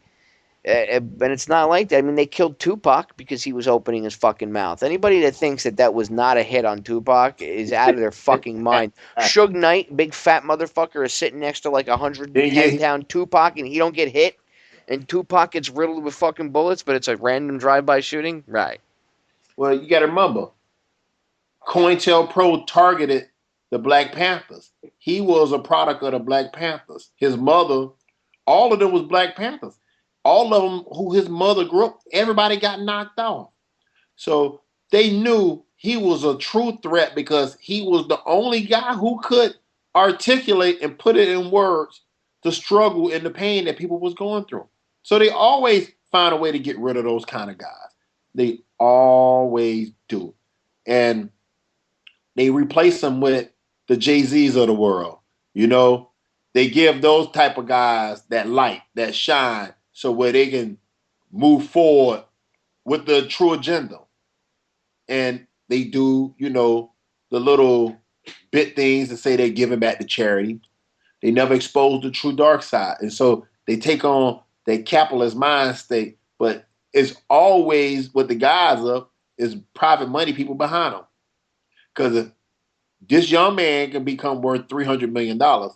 Who's the person behind that young man? Well, who does he always say in his songs? What does he say? We Rockefeller. Rockefeller. That's all you gotta know right there. We Rockefeller. We we know who your owner is. They don't get that by accident.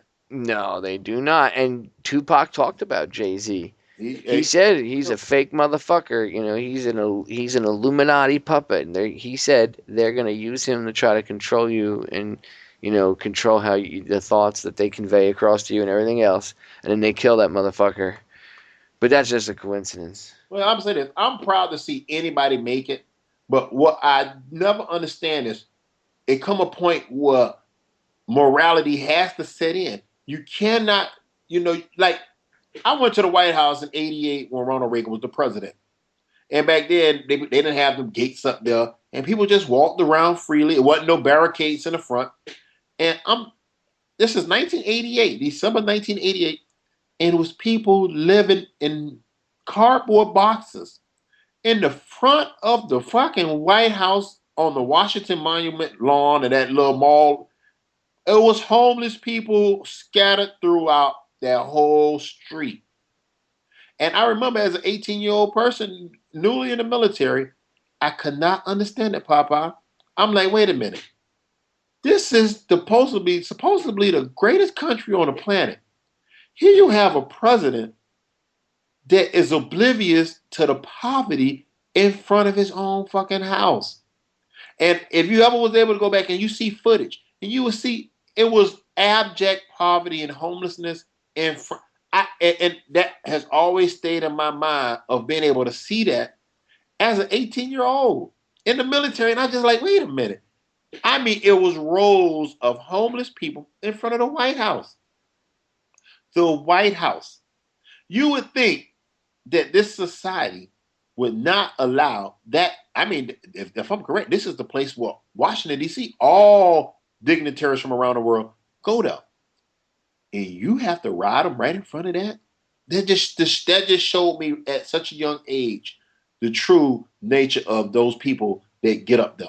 That they are oblivious to the struggles of ordinary people. So that's why they prop up these multi-conglomerates and they ply them with all types of money, because they're in turn going to give me the money to continue to keep putting this thumb on your throat. And I just, for those people that's out there, that's Tea Party people, you need to link up with the rest of the poor people. You're not going to be rich. It's only 0.5% of the population rich. You're not going to be rich. Once you realize there's no such thing as a free market, once you realize that allowing interest to be put on fake money owned by a fake private institution, you're going to always struggle. So you're going to allow them to make you think that illegal immigration is why you don't have a job. No, because Tea Party people, you were not working in the fields picking tomatoes, picking oranges, picking tobacco. You weren't doing that. Before the Mexicans, it was my people who was doing it. It's always been cheap labor. Stop the deception of making people think you are for the free market and free enterprise. You're for the same stuff that then got us this country in so much debt. You believe in this global system. And the people that's Democrats, stop towing the company line. It's not going to work, people. We're up. The sleeping giant has awoken. People like Popeye, everybody that's out there on this internet, people are awoken to the game. It's the people who control these private banking institutions that are loaning this government and us money. That's the enemy. Not illegal immigration, not no boogeyman, no. Not no person over there in no goddamn cave on a satellite phone that you didn't kill 25 times. Not terror. That's not the boogie. The boogeyman is interest. Yeah, Bin Laden kills me, man. That shit, that whole we got him. And I said when they first came out with the lying bullshit again on May 1st, May Day, the Illuminati's birthday. But Ain't it something? when they come out with that shit, you get oh well, there was a massive firefight and he fought with the SEALs, and of course Story changed how many times? Yeah, they changed the story 100 fucking times. And when I first heard the first story of him with the firefight, I said, I did a show 2 days later, and we were doing we did a live like podcast recording that night and put it up on YouTube, and it went viral. But I even said on there, I said, what was it, like a John Woo style firefight? I said the way they described it, you picture fucking Bin Laden leaping sideways over his dialysis machine, double fisting, 2 9mm, and unloading. And slowly the bullets are coming by, Matrix style and shit. I was like, is that how it went down? Because that's the way they're trying to get us to believe it, They were. And, someone brought up a good point. If you look at Bin Laden, if you look at the cave, if you look at the power strips and shit on the walls, they're all American plugs. I know. Well, if you're in Pakistan or one of these foreign fucking countries, they don't use our plugs. They don't use the kind of system we use. That's primarily only used here in the United States. It's not used anywhere else. They use a 2-prong system. Are you talking about like where they said he had the pornography? Well, not only that, but if you look on the wall, look at the plugs there's a power strip on the wall where you got all this shit plugged into. Right. It's an American fucking power strip, and they're American plugs and shit. If you've ever been to, I've been over in Europe. When you're over in Europe and all around there, they don't have plugs like we do. Yeah, it doesn't plug into the wall like our plugs are. They're round. Yeah, it's run off a 220. Yeah. It's 220. So it's completely different, man. And here, if you look at his safe house out in the middle of Pakistan, look at the wall. They're regular plugs like you'd see here. They're power strips like you'd see here in the States. Fail, you dumb motherfuckers. That's one of the biggest problems is these guys are inconsistent with shit. They don't pay attention to detail. And you'd think they would because some of them are military trained. I know my drill instructor always taught us, attention to fucking details because it's the details that'll get you killed. Well, what got me was, wait a minute. Wait a minute now. You've been searching all these years for this guy. You didn't take him. You had Saddam. You put him on trial. This guy, if I'm correct, committed this great atrocity on our shores. You get him, kill him, dump him in the ocean, and tell us you killed him. I'm going to be honest with you. I'm going to believe there was no Osama bin Laden. I'm going to believe he was that same boogeyman that Saddam Hussein was. We always needed, from Castro to Manuel Noriega to the Ayatollah Khomeini, we always use boogeyman. The guy in Vietnam, I can't even, Pol Pot, was it Pol Pot? Pol Pot was Cambodia. Whoever the guy, Ho Chi Minh. We always need these mysterious boogeymen that's gonna take away America's freedom. It's always an ism. Yeah, it's always an ism or an ist. Terrorism. Yeah, terrorism or terrorist. Communism or communist. It's always an ism or an ist that's coming to get you. Those boogeyman keywords, Because Bin Laden hates us for our freedom. So what happened is that we gave up all of our freedoms, and now we're much safer, right? Yeah, that's why we got a camera on every corner, right? And you're cutting all my services, and you're cutting up, especially for the ex-military.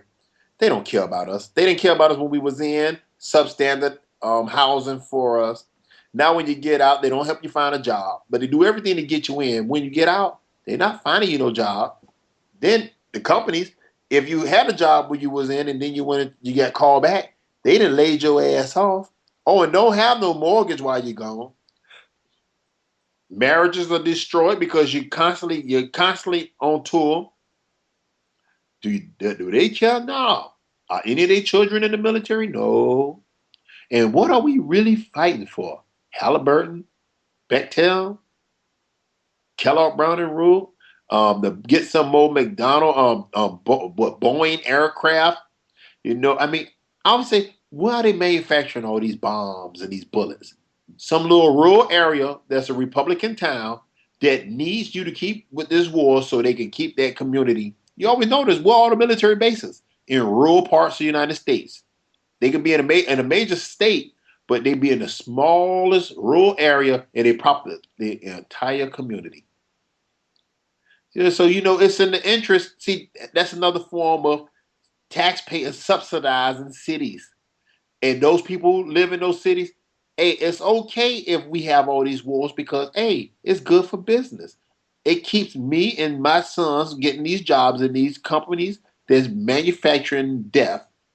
So what if they're going to cut and lay off all the teachers across the United States? So what? We're just going to send them to a charter school.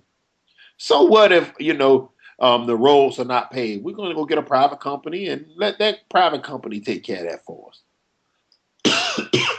These some gangsters. Gangsters. And who always be behind? Those bankers. Yeah, you want to float a municipal bond? Okay.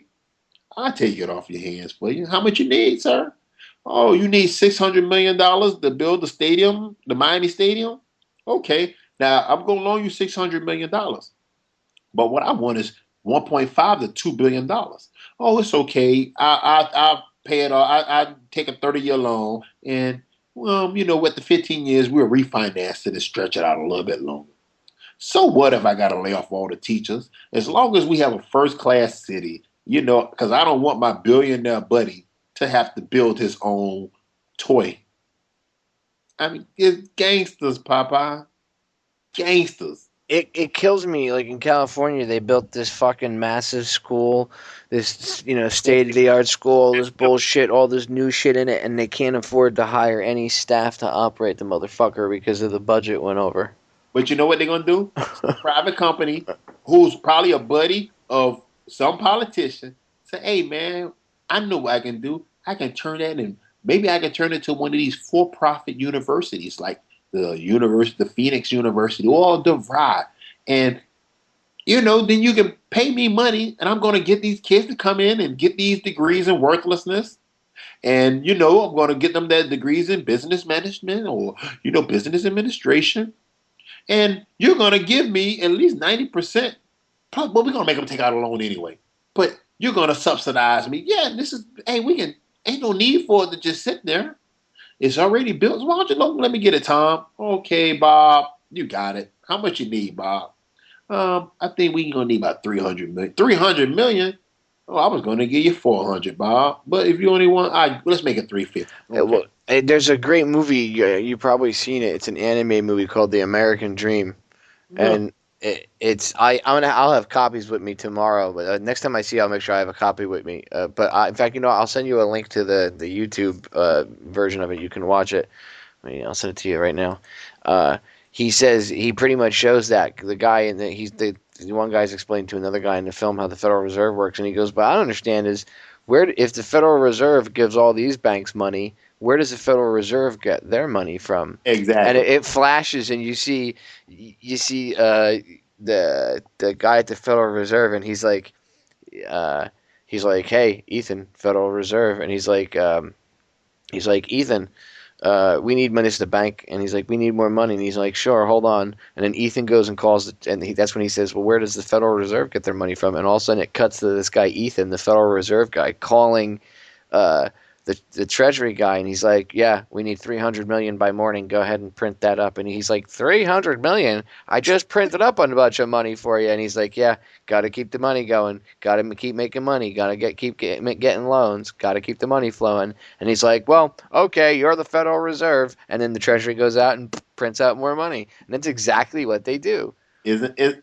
That's so gangster. I mean, and the Treasury, the most gangster part about it is the Treasury could print that money out and not have to borrow a red fucking cent from the Federal Reserve. Isn't that what they're supposed to do? There's completely no reason to have them in the fucking loop whatsoever. There's that extra step there that we don't fucking need. You don't need it. But, you know, it's going to take all of us to be able to stop that. Exactly. And the Occupy Miami people, Occupy whatever people, they need to realize that it's not Wall Street, because that's bullshit.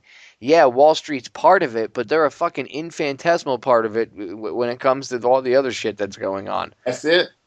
And I got to get off here because I got to get up early in the morning. I got to work tomorrow. But what I want to do, leave on this, is I really appreciate this, Popeye, and you are so on point. And it is such a small part with this Wall Street. That's a building. Do they even know who owned Wall Street? They have no idea. So right there, it's a no-win situation because it's like the word terrorism. You can never win an abstract, damn whatever. It's impossible. So aiming the energy towards Wall Street, Occupy Miami, Occupy Wall Street group, that's not what's going to fix it. The anger should be aimed directly at the Federal Reserve.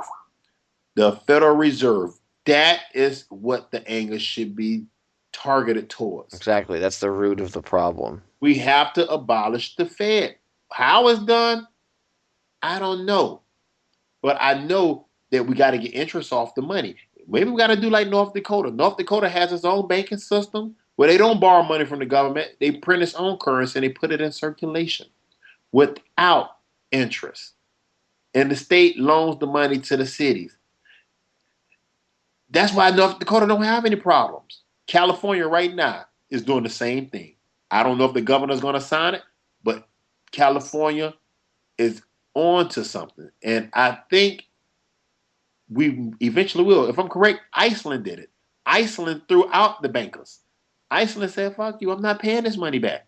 We didn't do this. I'm not going to allow you to put us into this austerity plan like you're doing to Portugal and Greece. So I can smell it. I can smell it bubbling. And I wish I could make it out there with everybody tomorrow. But I know the next one that we do have, I will participate. I will have a lot to say when I get up there next time. And I'm pretty sure you're going to enjoy yourself out there tomorrow. Popeye, hopefully, there's more people out there starting to talk more about the Federal Reserve and about interest on money and get away from dealing with their personal issues or what they're dealing with as far as being in debt, because I want y'all to know I'm in debt just like everybody else in America. I'm in debt. I'm trying to get out of it. And eventually I will, because I'm going to help try to abolish these motherfuckers. It's the only way we're going to get out of it. It's the only way we're going to win is we got to get rid of the Fed. We got to wake people up, show them who the true enemy is, let them realize what's going on. You know, they have to accept the facts. You know, oh, I don't want to accept that they would do 9/11. Accept it. You know, it's like having a bad relationship. Once you accept that you're in a bad relationship, it's easier for you to, you know, do what you got to do and break up with that person and move on with your life. That's right. Our government is like an abusive spouse right now. And we got to get out of it. Exactly. And we have to get out of this bad relationship with them. The government is just a tool. It's been hijacked by a bunch of scumbags and, you know, that are controlled by people like the Rockefeller family and the Rothschilds and even people higher up than them that we don't know who the fuck they are. Don't know. Because it's got to be somebody inside that wizard, underneath that wizard's dress. Oh, yeah, eventually there's somebody at the top, but I mean, for us to think that we even have a clue who the fuck they are, you know, that's asinine. We only know the people that work for them, you know, and there's probably a layer or two between these people and the real very people at the top anyway. So I doubt that we'd ever really know who the very, you know, one or two top people are making these fucked up decisions are. but we can at least try to get as close as we can, and maybe we can. Maybe if we can, I mean, we could figure it out if everybody would, if everybody realized what was going on and put their shit together. But right now, we need to focus on explaining the basics of shit to people, because then if we get everybody woken up, then we will have that power and that drive to find out exactly who is at the top. But right now, you need that drive of the people. So I have good high hopes. I don't. Let me rephrase that. I don't have high hopes. I have hopes that these people will wake up. But the mood last week was kind of there was a lot of socialistic type stuff, or people that felt they were entitled to shit. Oh no, you better stop it. Yeah, now I'm gonna get told that I'm being mean to Occupy Miami. Oh, I'm not picking on them, or the people, but there just seemed to be there was a lot of people there that felt like there were people that were cool and everything, and that wasn't their agenda, because everybody's goal is pretty much the same. They just want their freedom and stuff. But there were people that were talking, you saw them. They didn't get that it was who the bad guys really are, and they have to stay on point. You can't get locked down and think it's this little player here. Or it's the traders on Wall Street. It's all their fault. No, man, some of them are assholes, and yes, some of them, are. It's a microcosm of a bigger problem, basically. And that's exactly what it is, Popeye. But I can see the change, and I'm going to help keep pushing this change, and I know you're going to keep pushing the envelope and pushing change. Well, I appreciate you coming on, and I appreciate everything you do. I think it's awesome that you're willing to stand up, and I think it's awesome that you teach your kids. Your daughter's cute as a button, and she knows her shit. She's a 3-year-old kid, and she knows what's up. I mean, I was impressed. So that's the future of this country, and that's what actually gives me a ray of hope, because when I see that there are children out there being raised by good, intelligent people, I know there is still a hope for this country. I know that not all is lost, and that not all of the children of the future will be robots. So it's good to know that there are still good people out there who raise their children the way they should be raised and educate them. And you're a smart guy. You're on point. You're a pleasure to talk to. Go ahead and give out for the listeners one more time your website, your Facebook, and all your other info. Okay, my website is jerraldpresident.info. That's Jerrald with a JERRALD president.info. It's all one word. You can also reach me at Facebook, Jerrald President. You can also on YouTube. It's just Jerrald President, one word, all lowercase letters. We're always Jerrald with a J, and I'm always available. People, please hit me up. Check out all my videos, because this is a lifelong and a life's mission to change our economic order. I don't believe in racism. I don't believe in colors.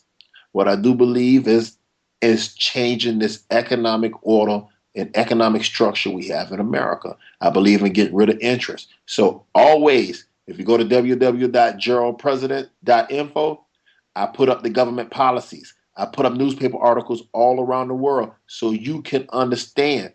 This is not just happening in Florida or Wisconsin. This is happening globally by the same people that caused this global catastrophe. So again, www.jerraldpresident.info. Jerrald President on Facebook. That's how you can reach me. Jerrald President on Facebook. You can also reach me again on YouTube.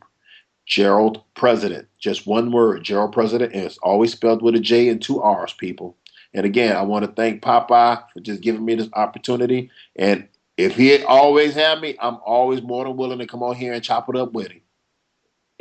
Yeah, I will definitely be having you back on, without a doubt. You are by far probably one of my favorite guests. You're in the top 5 of my favorite guests that I've had on my show. It's always, it was cool to talk to you last weekend, and I knew that we'd be able to have a good flow. And the listeners, the people that got to hear the live stream, they really loved it, and I know they're going to love the extra addendum that I add on to the YouTube archive, which I'll have up within a few days. And once I have it up, I'll make sure I send you links and everything, and you'll be able to send it out to whoever, and you'll be able to listen to it. But again, Jerrald, thank you so much for coming on, and I look forward to talking to you again soon. All right, thank you. And all you got to do is just hit me up and let me know whenever, and I'm there. Awesome. Thanks for coming on, Jerrald. Be safe. Thank you, Popeye. Bye-bye. Take it easy. Peace.